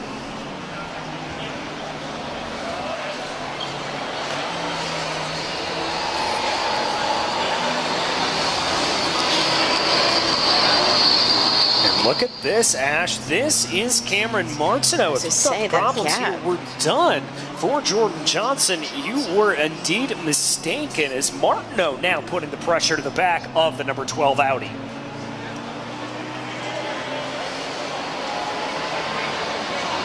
The number of passes in the past 20 minutes has been great to watch. Something really cool in sim racing here in SRO. But is Cam going to pull the same move as his teammate Chris Seaver did just a couple laps ago? And the pit window is open. Remember, mandatory pit stop for these drivers. What's the game plan for them? Or is anyone going to be jumping in right away? Or are we kind of waiting for those final moments into the run? I think it depends on how you're feeling right now. If you're falling back down through the order here a little bit, if you're potentially Johnson, if you're potentially Anderson, who's had a little bit of a scruffy run there, Kyle Lowe, another example, maybe it's worth it to dive down into pit lane right now, take a little bit of that refresher and try to go for the undercut. I think if you're feeling good, if you are a Cameron Martineau, if you are a Chris Seaver, go. Keep going. Don't feel the need to come on in. You don't have to pit for another 20 minutes, and if your car feels good, at least extend it out. But I think the majority of the field, Ash, we're probably going to see within about the next 5 to 15 minutes. I think 35 to 25 minutes to go. That's where we're going to see most action. And that's Martineau down to the inside, able to make it play, but that's going to be a fight back there from Jordan Johnson coming down through turn 4. Let's see if the Audi's able to hold the line. He is. That is an impressive bit of driving from him, but Martineau looks down to the inside there coming into turn 5. He's going to have a leading edge here at this point. Will Jordan Johnson, and Johnson looks like he's able to hold on to it. No, he's not. Martineau trying to fight back as they go through turn 7. Is this this finally going to be the moment to play out here? No, it is not. Martineau still has to stay P4. I love what Johnson did earlier, run down to turn 1, kind of shut that door to the inside, realizing like Cam was going to do the same as his teammate, so not allowing for that chance to happen. Very smart, and that's one of those things you constantly have to do in sim racing, kind of learn and adapt on the spot. That is so cool to see. Yeah, exactly. And that's the kind of thing that we were talking about a little bit earlier, that learning of the learning experience that you can have in sim racing. That really and truly is exactly that kind of thing. The learning, the ability to build on a crossover, to run side by side without losing fear. That's the way to go. And this is 60 minutes, which, I mean, it's flying by already. We're at 37-minute, 27-second mark, but there are sim races that go for 24 hours. There are sim races that go for 12, 8, 6. So if you're newer to the sim racing world, make sure you check those out and realize that an hour is actually not that long of a time. No, it really and truly isn't in the grand scheme of things, or indeed in the world of GT racing. This is counted as a sprint race, and a relatively short sprint race at that, as we have to remember that our Fanatec GT World Challenge America, powered by AWS Series, all run at an hour and a half limits here at this point. So that's what they do. Martineau continuing to look a little bit, trying to go down to the inside there of Johnson. Johnson still putting up a good defense here as they run. Martineau tries to carry a little bit more speed back onto the back straightaway of Hallman Way. But it doesn't quite look like he's able to get that run here. Great defense here. Not nearly as much as he wants to. Johnson's doing an incredible job of defending, but not losing too much time to Chris up ahead. And Chris kind of just taking that charge, going ahead and head. We do have our live timing also back up. I know a few folks in the chat mentioned that as well, so make sure you just refresh that page.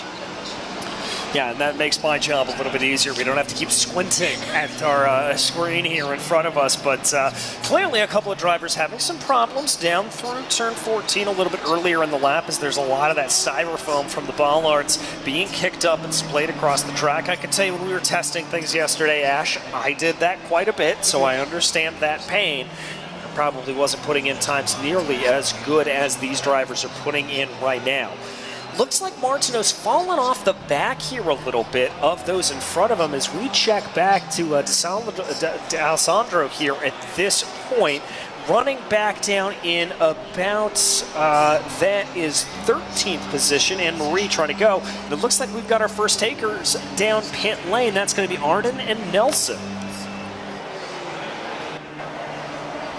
Now that they've jumped into the pits, I wonder how many folks will follow them. Again, the pit window's open for another 15 minutes and 9 seconds. Here we have 35 minutes left of racing. This is the mandatory pit stop that all drivers must do. So interesting to see how strategies play out. This is kind of where more shifts happen in pitting. You see that in Racing Series IRL. These pit windows are kind of the make or break points of certain races, and it'll be interesting to see what happens and what goes through some folks' head as they see the first folks jumping on into the pit, and what happens now as a reactionary tail to that. And there, Andrew Berg taking another look on the back of Jonathan Clifford. This battle not going anywhere at this point as he continues to look down to the inside, down to the outside, trying to find that angle of opportunity. And this is the point here where, Ash, I think you're starting to think about pitting. Try to jump him in the pit sequence. You've been making this run time and time again, going to the outside there at this point, and he finally forced the mistake. That's Clifford going wide, down into 14. Berg and Bauman say thank you very much. And then taking that opportunity to jump in the pits, well, you can, kind of all just plays into their hands. And again, don't forget about the track evolution as we just keep racing around for the past couple of minutes. So many things changing as they are running their laps, their tires, temperature, etc. So everything that you can think of in real life racing variable wise, think about it here as well in the virtual world. And again, we do have a bump for this race. So that's also something that applies here as well. That does apply in the real world too. So hand in hand, same variables that you see everywhere. Yeah, exactly. Same variables, same difficulties as well. I mean, we have to remember that, yes, this is a fixed time of day race, which means that it's not moving along here necessarily, and the track isn't going to be going through heat cycles as the weather changes, but the track is going to rubber in more. It is going to act like an actual racetrack, that it's going to collect those marbles on the outside of the circuit, and it's going to hold things on the inside of the circuit as well, and gain that rubber a little bit more. Pierre-Olivier Cloutier currently running in 6th place, making up a duo of BMWs, as here comes a little bit of a move. Anne-Marie D'Alessandro trying to be able to get a run on the back of Kyle Lowe. This is one that we said may be playing out here a little bit earlier. Lowe looks like he's just lost a little bit of pace to those in front of him, and this was a move that, frankly, Ash, you and I thought was coming earlier, so credit here to Lowe for fighting this as long as he has. It's been, gosh, I keep saying the mental game, but that's really what it is. Because someone could have just, right, quote unquote, given up and like, hey, I'm just going to run these laps and just finish this race and call it a day. But no, Kyle is still charging up ahead, and still a couple of places up though due to some pitting and things like that. But that's kind of what matters. Do you go for the overcut, undercut, and still 12 minutes left to pit? That's tragic coming into play. How many places can you gain, and how much gap can you build?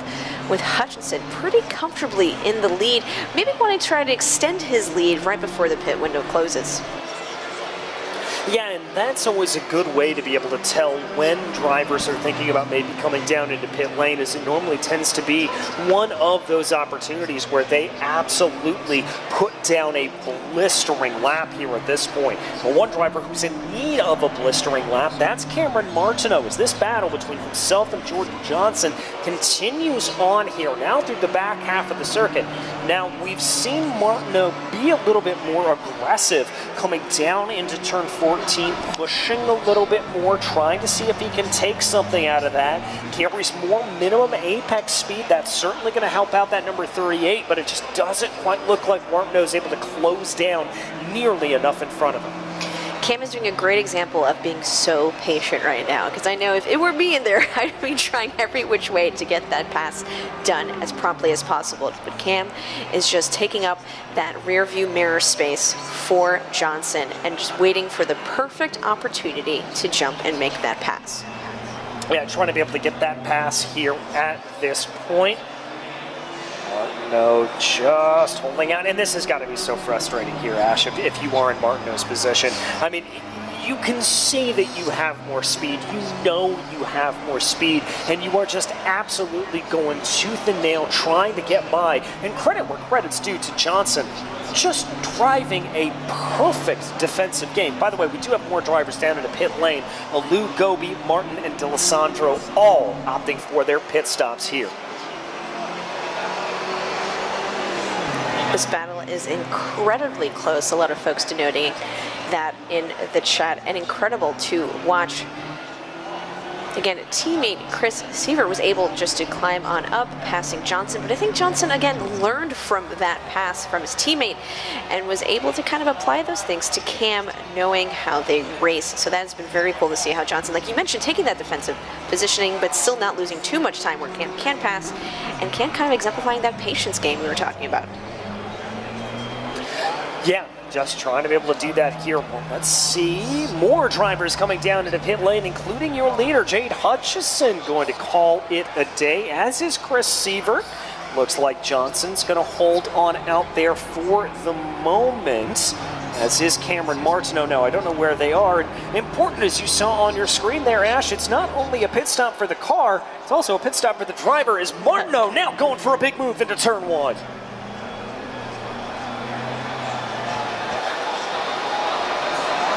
I feel like if I talk, I'll ruin it for him, so I don't want to say anything while this pass is happening. Oh, come on now. I was like, wait, everyone, shh, let it happen.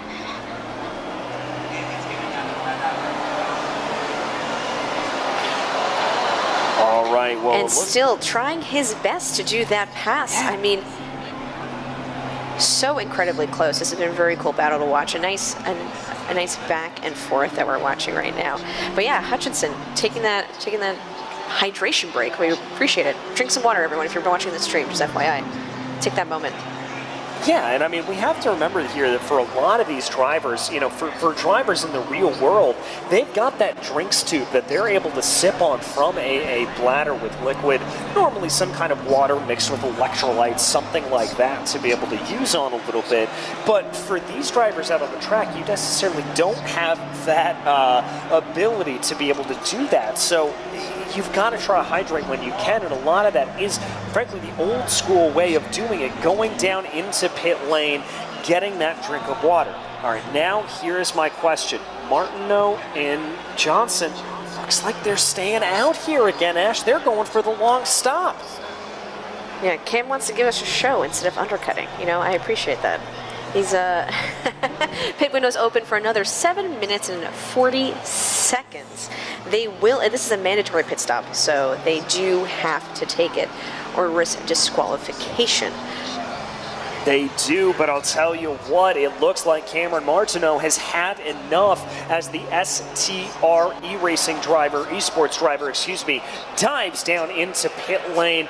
He's going to, looks like, take a little bit of a hydration break here at this point, checking a few settings maybe, doing this, that, or the other.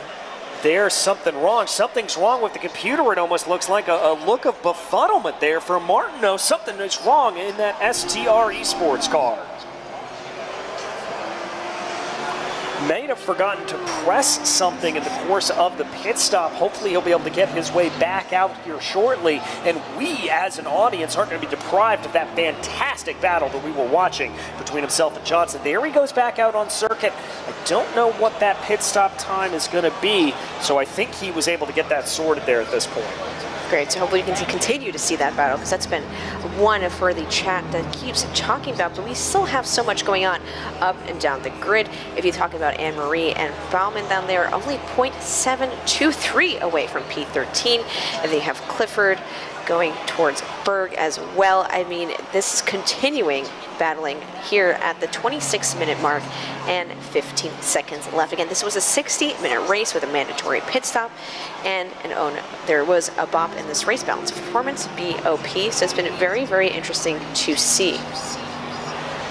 That is a disqualification from Cameron Martineau. I do not know what that is for here at the moment, but we are seeing an official message of a disqualification for Cameron Martineau. Heartbreak here for the number 38.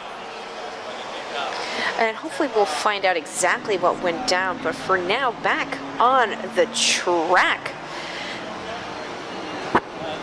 We have here John Clifford, trying to make that pass on Berg. Is this another battle that we have to watch out for? And will Martin kind of take advantage of whatever situation happens in that Bentley, which again looks beautiful, especially on this track right now with the timing of the race and the sun just hitting it just right. Something you love to see here on ACC. No, it's golden hour. It's absolutely golden hour here at this point. Beautiful to be able to see. And you're right, Ash, just the way that light's kind of playing with the blue and the black is absolutely perfect. By the way, Johnson also down into pit lane here at this point, although it looks like that is going to be pit lane exit for the number 12. Will more than likely find themselves slotting out into third position, would be my guess, behind Alou Gobi. They have made their pit stop here at this point as Jordan makes his way back out of pit lane. My question here is going to be, though, is he going to come out? Where will he come out in relation to the likes of Gobi and Sievert? All right, he's going to be a decent way behind them, still has some catching up to do. But I'll tell you what's been closing since those pit stops concluded. That is the gap here between Alou Gobi and Chris Sievert. That's down to about 2.2 seconds. Gobi kind of taking a wide line there into the grass, but totally okay, not letting that affect the race happening. Now, with 24 minutes left of the race, what do you think they're thinking about, DJ? What is the game plan here? Kind of run those continuous, consistent, perfectly clean laps and get that clean air. I mean, I think that's exactly what they have to do here at this point. If you're the leader, Jade Hutchison, you've done a fantastic job. You've built up a gap here, a pretty substantial one of about 13 seconds over the rest of the field, and just set the fastest lap of the race as you go. Now, if I'm sitting there, when I'm the crew chief for Jade Hutchison, I'm saying, okay, back it off. You don't have to push here at this point. You just got the fastest lap, and furthermore, there's going to be a battle behind you between Luke Gobi and Chris Sievert. So you're not going to have to worry about a thing here at this point. However, if you're Sievert, you're in full push mode. Same with the Luke Gobi. Both of those drivers need to try to push themselves as hard as possible. They're battling for best of the rest. They're battling for P2 right now. There's also this fantastic battle with Berg, Clifford, and don't count out Martin there in that number 7 Bentley as well. That could develop into something. If you're one of those drivers that's mixed up in a battle, I'd still say wait a little bit. Don't go full bore at this stage in the race. Wait until there's about 10 minutes left to go. Then open the taps. Then abuse the tires. Then go for everything you can. But as of right now, play it a little bit safer. Do what we saw earlier. Play it safe and play that pressure game. I think we say play it safe, but then the number of passing and things that's happening here with the defense, offense, and so on and so forth. I think this has been quite a fun race to watch. There has been a moment where we aren't watching a pass attempt or a defense attempt in any sort of way, regardless of position they're in, which is what I appreciate that these drivers are doing, and not letting whatever position they're in get to their head and trying to race the best that they can. Well, that's what you have to do as a driver at a certain point. You have to kind of put out of your mind where you're running in the race, because oftentimes you're going to have, if you're not running up front, and it sort of depends on what your goals are here for the day, you're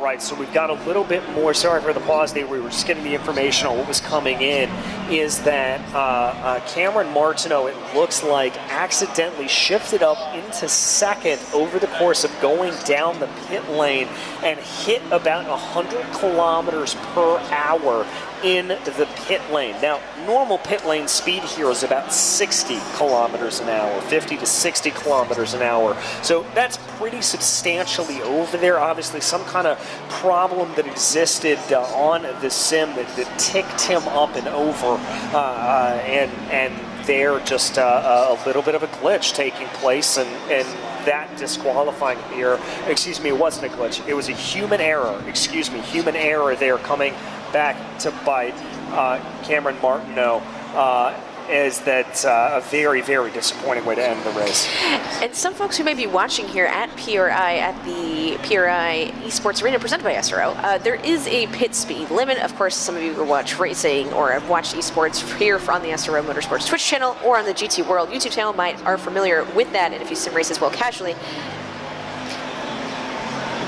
But there is a pit speed limit that you do have to follow, even in the virtual world. Yeah, you certainly do here at this point. And I think what we talked about there was that may have been a little bit of an issue of what we talked about at the beginning of this broadcast, Ash, that we've got to remember sim racing is so much about comfortability. It is so much about being at home on your rig that you are familiar with, that you know everything for. And I wonder if there for Martineau, that could have been a situation where Cam just wasn't as comfortable in the machinery that he has here, and maybe just, accidentally brushed that gear shifter up into second, bumped that up in the gear, and that could be the cause of what happened. Hopefully we find out if we get a chance to interview our drivers and our winners at the end in 19 minutes and 30 seconds of this race. However, currently Hutchinson up 14 seconds gap to Alu Gobi, with Chris Sievert kind of catching up to Gobi here, really chipping away at that gap, and I believe you can possibly see a nice end of the race battle here. I mean, 19 minutes, only a second and 1.7 seconds away. That's going to be something we got to look out for too. And again, battles up and down the grid, they haven't really stopped, and we've been racing for a little bit over 40 minutes. So this has been very, very cool to watch. And then the other battles throughout here we have for P8 and P17, Martin and Clifford, has been ongoing and very interesting to see. And I believe everyone has taken their pit stop, if I'm not mistaken. Is that correct? Yes, everyone has taken their pit stop here. If you're watching Nope, you can tell by that green little bar next to the number on their screen that'll tell you whether or not they've taken that pit stop. As we are able to jump back here, the gap between Sievert the gap between Siebert and Gobi has come down here at this point as they work their way on through. That gap is down to about 1.5 seconds here, Ash, although we'll keep our eye on that. The one that we've really got to keep our eye on here is with Josh Martin up with Clifford in front of him. That gap is only about 0.4 of a second, and he's got to watch out from behind because Devin Anderson is about 8 seconds behind, so a little bit different there as they run, but definitely some very, very close running. Berg, Clifford, everybody kind of on top of each other here. You say on top of each other. They're just, again, playing that patience, taking advantage of the situation game is what I would be doing. And very cool to see. Oh, off track. That is highly unfortunate here. Ooh. And I believe that is Nelson. That's Sam Nelson at the back of the field there. Now, he is a lap down to the rest of everybody. So I'm not necessarily sure if that wasn't kind of a heads-up play for Sam, that he deliberately got himself out of the way so he wouldn't be, for lack of a better term, a nuisance for those drivers coming down into the corner. Maybe we can talk to him a little bit later and find that out. Sam Nelson, last of your drivers, still running here, although it does look like Josh Martin's starting to get a little bit of a run here on Jonathan Clifford. Let's see if they're able to get anything to play. But something to remember in sports car world, it is not up to the passing car to move out of the way. So that is something different than you might watch in, for example, Formula One.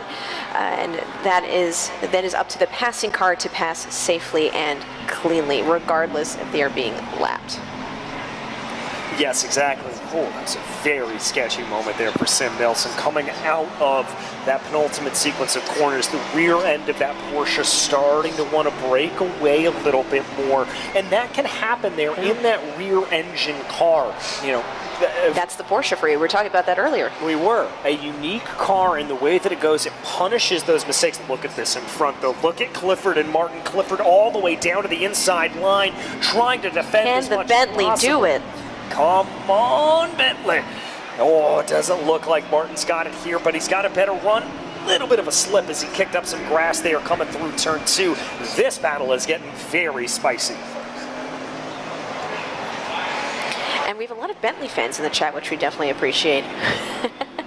And remember, if you have a driver you are rooting for or a manufacturer, please let us know in the chat. Those are things we do love to see. Of course, we are streaming on twitch.tv/SRO Motorsports and on the YouTube GT World, where you can find not only all of our esports, but our IRL races as well. Here we go with the Bentley with the attempt to pass on the outside. A little bit of a switchback moment. Look at that. Oh, one more time. I'm just rooting for this Bentley so bad. He's trying hard for it. I mean, Martin is giving everything he can. He is throwing everything and the kitchen sink. Martin's behind Clifford for a couple of laps now for a bit, so understandably really wanted to make that pass as quickly as possible with 15 minutes left of the race. Yeah, I mean, only 15 minutes left to go. And once again, I do have to worry a little bit about tire wear at this point. Now, Indianapolis is not a huge tire abrasive kind of surface. It's not necessarily one that is massively going to chew up your tires as you go, but it is one that can do a little bit of it.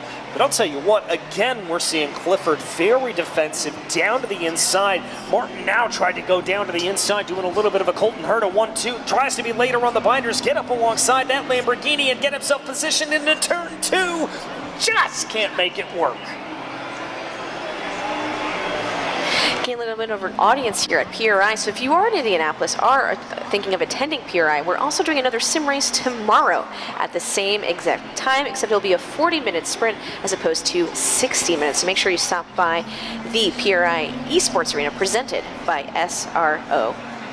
And there goes Martin with another look coming onto Holman Way. He's going to be able to get the crossover done here as they come onto Holman Boulevard, rather. And now it looks like he may have a little bit more momentum, almost looking like he's pushing that Lamborghini down the back straightaway. Again, forced to go around the outside, as it does look like there Clifford has the preferred line coming up through the corners, through 8 and 9, trying to be able to get anything done. And I love this. I love what our director's giving us. You can see Josh Martin there in the corner of your screen, Ash, and you can see that frustration starting to set in. He's just not able to get this pass completed.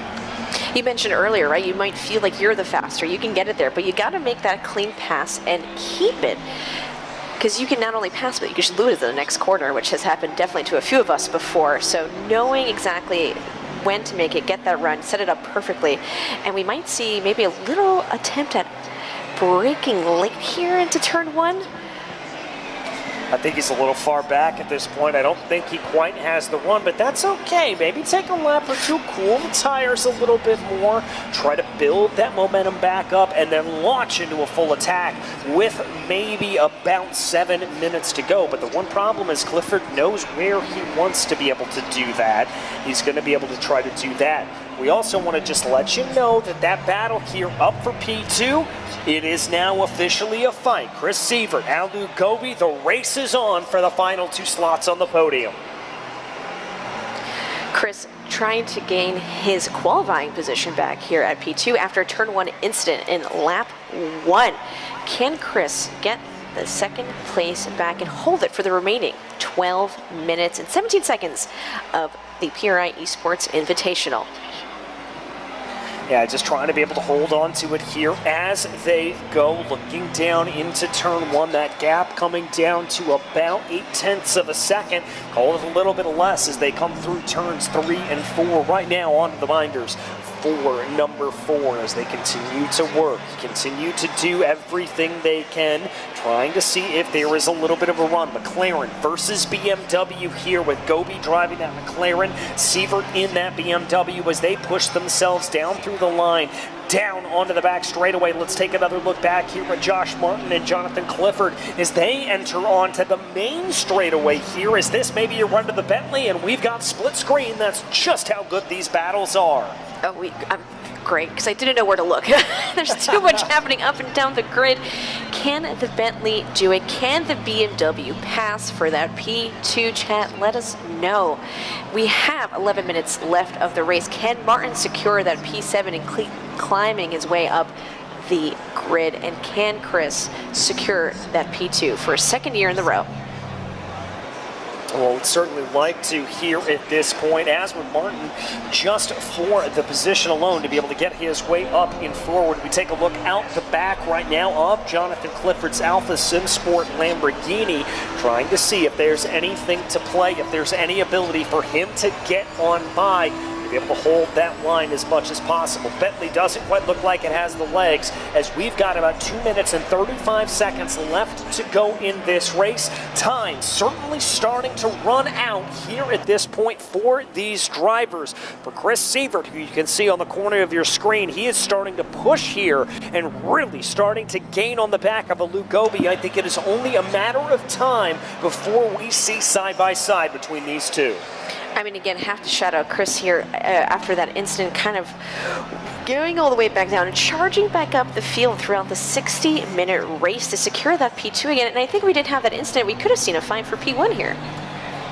Yeah, I think that's right. I mean, we don't fully know what Chris's pace was. Remember, there was only about 0.4 of a second that they qualified apart from one another there at that point. And I think Sievert here clearly showing that he's got the pace to be able to compete all day long. It's another game, another battle of coulda, woulda, shoulda. And it just doesn't quite seem like he has got the pace to be able to catch down on Hutchison, surely, because that gap is upwards of 14, 15 seconds. But certainly enough to put the pressure back to Luke Gobi. But I want to give credit here to Gobi. 0.5 of a second, 3-4 laps ago, that was about 0.8 of a second. Lou was doing a fantastic job of managing the gap doing exactly what we've been talking about all day, withstanding that pressure. Yeah, Gobi's doing a great job as Chris is kind of filling up that rear view mirror right behind them and making sure, not making those mistakes when you feel that pressure. Because again, that mental game, right? Going to make sure you hit those lines and those brake markers and keep that gap, as you've been saying, and not let it get to you where you're suddenly braking at the wrong markers, you're just messing up a little bit here and there, because those things add up, especially with 8 minutes left. Some folks may say that's not a lot, and some folks may say that's the perfect amount of time to make a mistake. So you absolutely never know what can happen. Yeah, you really and truly never know exactly how this is going to play itself out, exactly how anything's going to come together on this.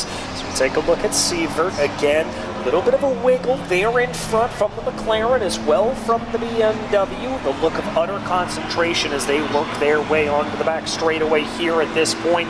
The gap coming down to about 0.5 of a second flat. It's all about inches here at this point, getting very close to the back of Gobi as they work their way through turn 7. Honestly, the accordion effect coming into play between the two of them. But let's see if he's going to be able to keep that gap nice and tight. They're going to cross over the timing and scoring line here for Sector 3, and not too much longer. The gap is down to 0.4 of a second. See if you're remembering to breathe, which is really important when sim racing, and not to hold your breath. But we saw that kind of intake of air there as he's pure concentration, trying to maybe to force a little bit of mistake and take advantage of something that might happen here. Yeah, I mean, I think it's a little bit of column A, a little bit of column B. That's going to be the way to get by here for Chris Sievert. You've got to apply pressure, and you've also got to withstand that own pressure. You want to try to make the move, and I think that move is coming here at this point. Gobi knows it. Gobi goes down to the inside, blocking off the attack into turn 1. Sievert tries to be later on the brakes. Is there contact between the two? I think just a little bit as Sievert gets onto the grass, and Gobi's going to be able to hold the position. You mentioned a little bit earlier, you called a little bit of an argy-bargy happening in this race, and I think we just saw a little bit of that door-to-door action that we've been wanting and craving. Chris really enjoying it with that big smile on his face, and I think everyone here in the PRI Esports arena really checking it out and enjoying the race. Well, I mean, it is exactly what you want to see out of GT racing. That just elbows out, pushing to the limits. I mean, look at the lines taken out of turn 6 there at that point, pushing as far as they will go, almost kicking up dirt, coming back in. And Ash, you asked the majority of these drivers, would you rather win by 30 seconds or would you rather win wheel to wheel with somebody? And they're going to tell you every single time they want to win wheel to wheel with somebody. They want to have these battles because this is fun. Back here with Martin and Clifford, the Bentley's still trying to get a pass here on the Lamborghini.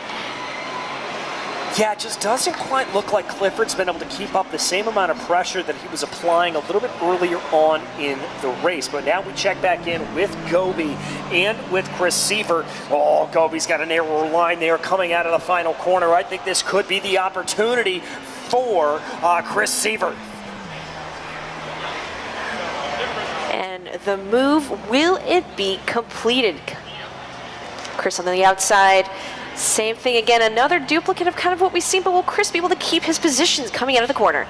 Gobi has it, and in perfect unison, the two spin around. My goodness, contact coming out of turn 2. They're going to try to get themselves pointed back the right way here at this point. Sievert going, Gobi going. I don't think they lost a position as a result of it. They're going to be in the same order that they went into the corner as. Battle back on with 5 minutes and 20 seconds left to go. In perfect unison, that was. I think we call that spinning in parallel. The technical term is spinning Exactly. in parallel. I think you mentioned not losing positions due to the gap that's been built throughout the race. So kind of, I mean, to get a silver lining out of it, kind of a racer's kind of, you know, secondary best choice is to race hard. An incident happens, don't lose any positions, now you're back into racing for the same exact way. So let's just pretend that never happened. Pretend it never happened, and it looks like here they're going to trip over the timing and scoring line momentarily, and that should give us an idea of exactly what that gap is going to be between themselves and Jordan Johnson here. But I'll tell you what, the gap between Gobi and Sievert here as they run is still 0.5 of a second, so very, very close between the two. as it still stands, as here they come out of the final corner once again. Now remember, this was the precipitation that set up the entire battle in front of them. 17 seconds, by the way, the gap behind, so they've got a little bit more room to get their elbows out. But with 4 minutes left to go, they don't have the time to get their elbows out. Gobi going to come on in. Ash, let's take a look at this replay. What do you see from here? Oh. Wait, I don't want to say anything. What did you see from here, DJ? I mean, it looked like it to me that was two drivers going for the same amount of position. We'll have to see if race control has something to say about Racing that, incident. what they decide to say. But definitely contact there between the two. We speculated there might have been. I think that guarantees. Yeah, that guarantees the contact for sure. Chat making a little synchronized spinning, synchronized pirouettes. I thought they were drifting. Not that kind of race. Not that kind of race. Let's take another look at it here from above. Almost contact there as they come down through the corner. I'm not really sure what that was. That was a little bit strange there for both cars. The car language was a little bit odd. I'm not really sure what happened there. Again, we're going to have to see what race control decides to do. We do have live stewards on site that will be making note of any incidents, any contact that does take place, and will be adjudicating any penalties as they are needed. Yeah, potential little oversteer, but to me it looks like a racing incident. This kind of stuff happens. Oh, a better over a bird's eye view here. Taking a look. And you know, before I had thought that it looked like that Sievert may have turned down a little bit, turned to the right. From that angle, it looked like Alou may have turned a little bit to the left. I think that's a classic. I do not want to be a racing steward, that's for sure. Here we go. This is back on. This isn't a replay. This is back live action once again. Sievert gets the run off of turn 2. Coming down through 3 and 4. Inside line goes to Gobi. Gobi gets elbows out here as they work their way through the right-hander. Sievert tries to be able to hold on to it, and I think Gobi's been able to hold it clean. It's great that you mentioned that wasn't a replay. Yeah, I mean, the reason I knew it wasn't a replay is because they didn't spin. That was the only reason I knew for sure. Gobi not letting the pressure get to them. It is, as Chris, again, filling up that rear view mirror. And the contact between the number 10 and number 39 is going to be deemed as a racing incident. I think that's the right call there from race control. I think that is 100% right. Your elbows out racing in the final 5 minutes of the race. Things like this are bound to happen a little bit, and I think that is exactly the right call. You don't want to come down too hard. And you can't really peel your eyes away from these battles. You really want to make sure that the drivers are, racing clean, of course, and everything is examined, but these live stewards, we're glad they're here and making sure that we continue racing. And again, just a racing incident between Gobi and Sievert. Here. Yeah. Gobi and Sievert, they're going to keep it clean as here comes a little bit of a line to Chris Sievert coming around down into turn 4. Big contact, and that's going to be Gobi able to retain the position, but Gobi gets into contact there with the Porsche of Nelson in front of him, able to hold that together. Sievert tries to make it on through, but now the gap's about 2 car lengths. This is an incredible battle we're watching now. RG Bargy, we mentioned, this is an aggressive kind of driving, but also respectful. Is that fair to say? This has been incredible to watch up and down the field. But yes, with the white flag, you kind of have to just go, all the moves that you have, you got to take them out now. Yeah, you've got to go for it now. You've got to go absolutely every minute that you can. I don't know if Sievert's going to be able to do it, but that's of no concern to Jaid Hutchison, who comes across the line to take victory here at the PRI Esports Arena. Hutchinson breathing that sigh of relief. But here we go with Chris with the... Wow, that was something else. Kind of jumped the curb there. Luckily, Gobi is absolutely okay. Nothing happened to the car cutting across there like that. And able to go to the checkered flag there. Absolutely barely missed right there. congratulations to Alu Kobe for that P2 clinch after that battle for the past 12-13 minutes we've been watching, with Chris Sievert here taking that P3, Johnson in that P4. And again, we had that personal bop here. So we had Lambo, McLaren, and BMW here at the podium today here at the PRI Esports Arena, presented by SRO for the PRI Esports Invitational. All right, and here we've got the last couple coming across right now. This is Clifford and Martin. Remember, we've been following this battle nearly since the drop of the green flag. They're going to come back across the line here at this point, as there they go, getting themselves back across the line. And Ash, fantastic battling out there here today. It's been incredible. We're going to get some driver interviews over here at our desk. So hopefully we get to kind of hear about what's been happening throughout this thing. Because it's one thing for us to commentate and talk about what lines they're taking, because right, we just get to talk and you guys just get to watch. And we've seen your comments. We know what's going on in the chats. So let's get the drivers up here to learn what it's like and what's going on in their heads and what they thought about all the incredible racing we've watched. We had some really, really great battles this race, DJ. Yeah, I mean, some absolutely fantastic stuff. Obviously, Jade Hutchison up at the front of the field, completely and totally dominant. Really no room for error here in a field like this, and Jade showed absolutely no error at all. And then obviously that battle between Alu and Chris Sievert, very, very intense, very crazy there in those last couple of laps. You hate seeing blows exchanged like that, but as we said, Race Control deeming that a racing incident, and I think at this point, just good racing from all 16 of our drivers. And again, great battles up and down the grid. We see a lot of folks in the chat talking about, did the Bentley ever end up getting to get that pass? Unfortunately not, though we did watch quite a few battles. And we'll talk to some of our drivers momentarily. Kind of what is the mindset of trying to, you're so close behind, you, like you mentioned before, you know you're faster, you know you can hit those marks, but you have to make that pass cleanly. Yeah, and that's the thing. You want to make that pass legally, and just as importantly, you want to make that move intelligently.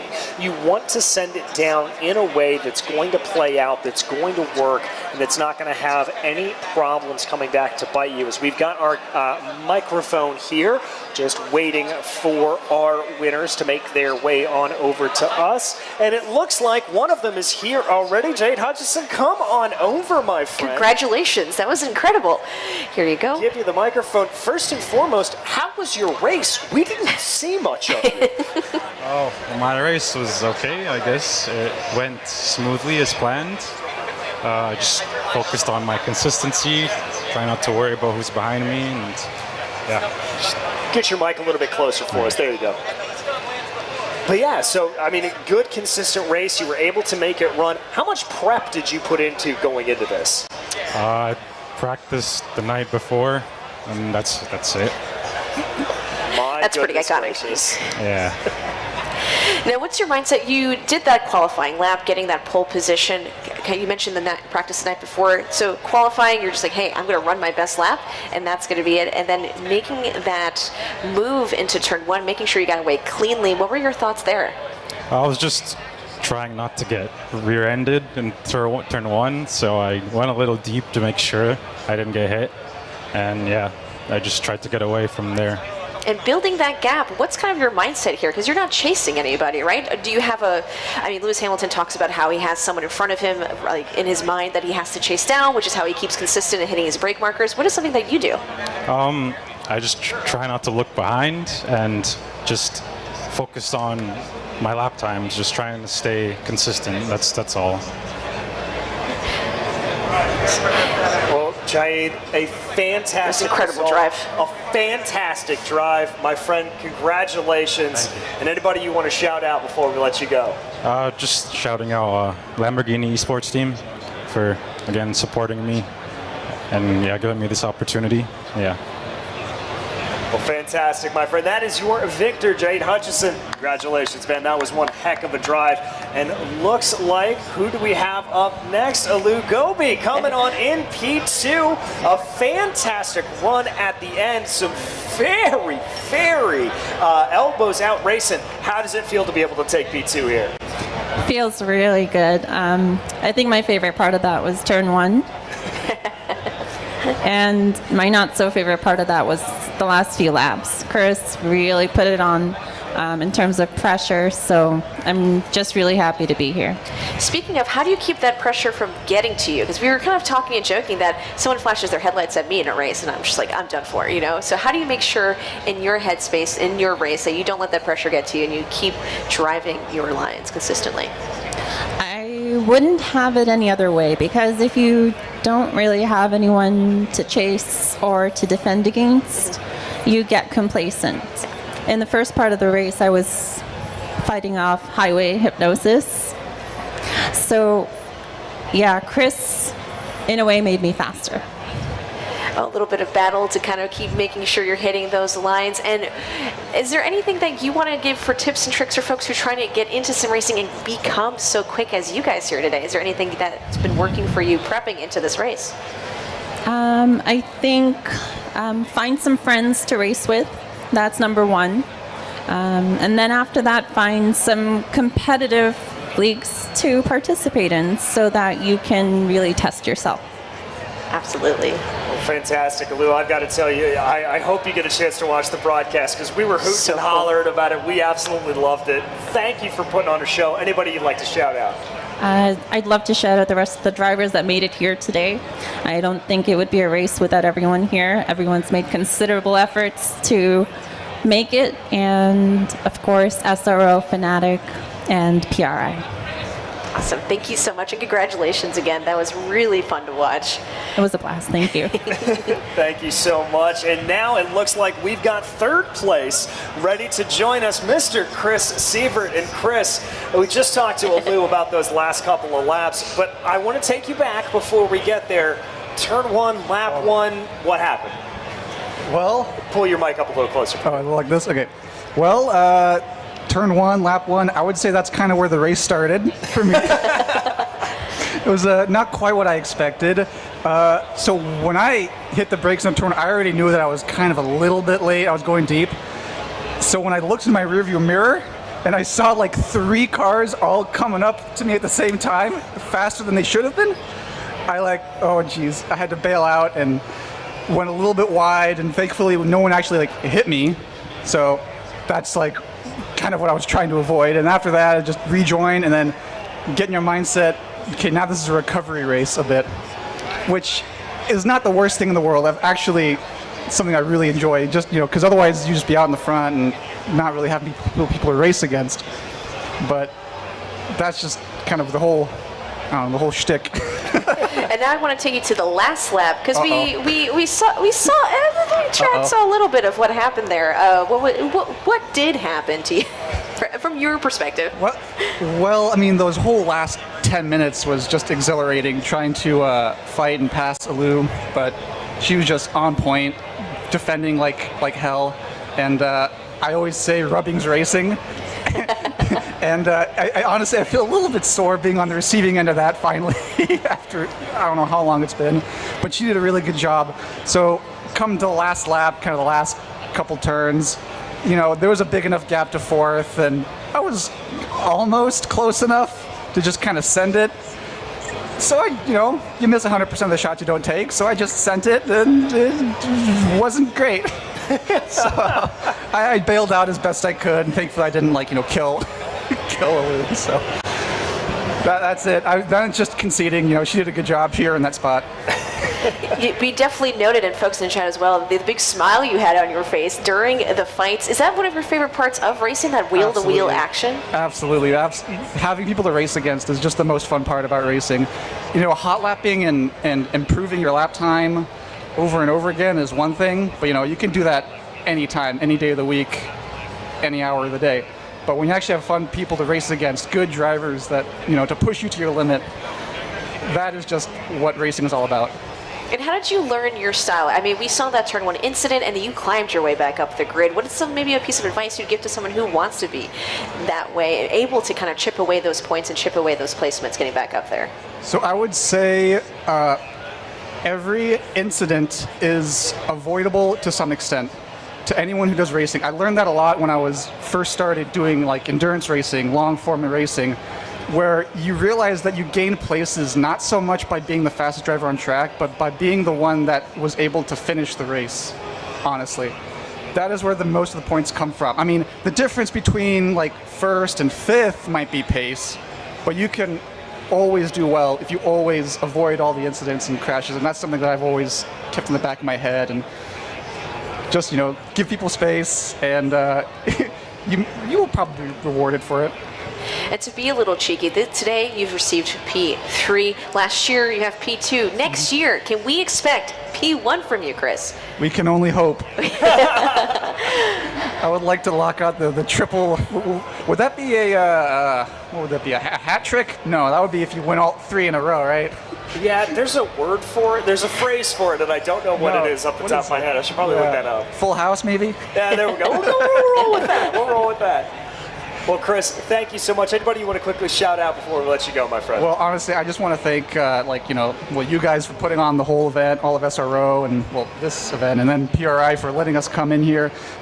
Samantha Tan and Samantha Tan, Racing. I honestly wouldn't be here if it wasn't for them, helping me out, being on their team. It's a whole lot of fun. Well, we had a whole lot of fun having you here, Chris. Thanks for a fantastic race, my friend. We'll see you down the road. Congratulations, Chris. Thanks, buddy. All right, well, that's going to be just about the end of our program here today, Ash. As we know, we're going to be back tomorrow, thankfully. We're going to be ready for some more fantastic action. That's going to be kicking off at 2 p.m., 2:30, what time? About 2:30. It's going to be a 40-minute race as opposed to 60. DJ is sitting and I'm still standing. If you couldn't tell, he is much taller than me. I had to laugh and chuckle a little bit about that. But yes, we are back here at the PRI Esports Arena presented by SRO. This is the PRI Esports Invitational. We have to thank our sponsors, of course. PRI, thank you so much for having us. SRO, ACC, we have Fanatec, AWS, and CrowdStrike. Thank you so much for making sure we can hold this event and kind of bring the virtual world to the IRL of what we do. Check out the GT World Challenge website for GT World Challenge Asia, Europe, America, and Australia for any races near you in 2024, as well as our esports calendar, which races all throughout the year. But we will be back again, yes, tomorrow with another invitational race.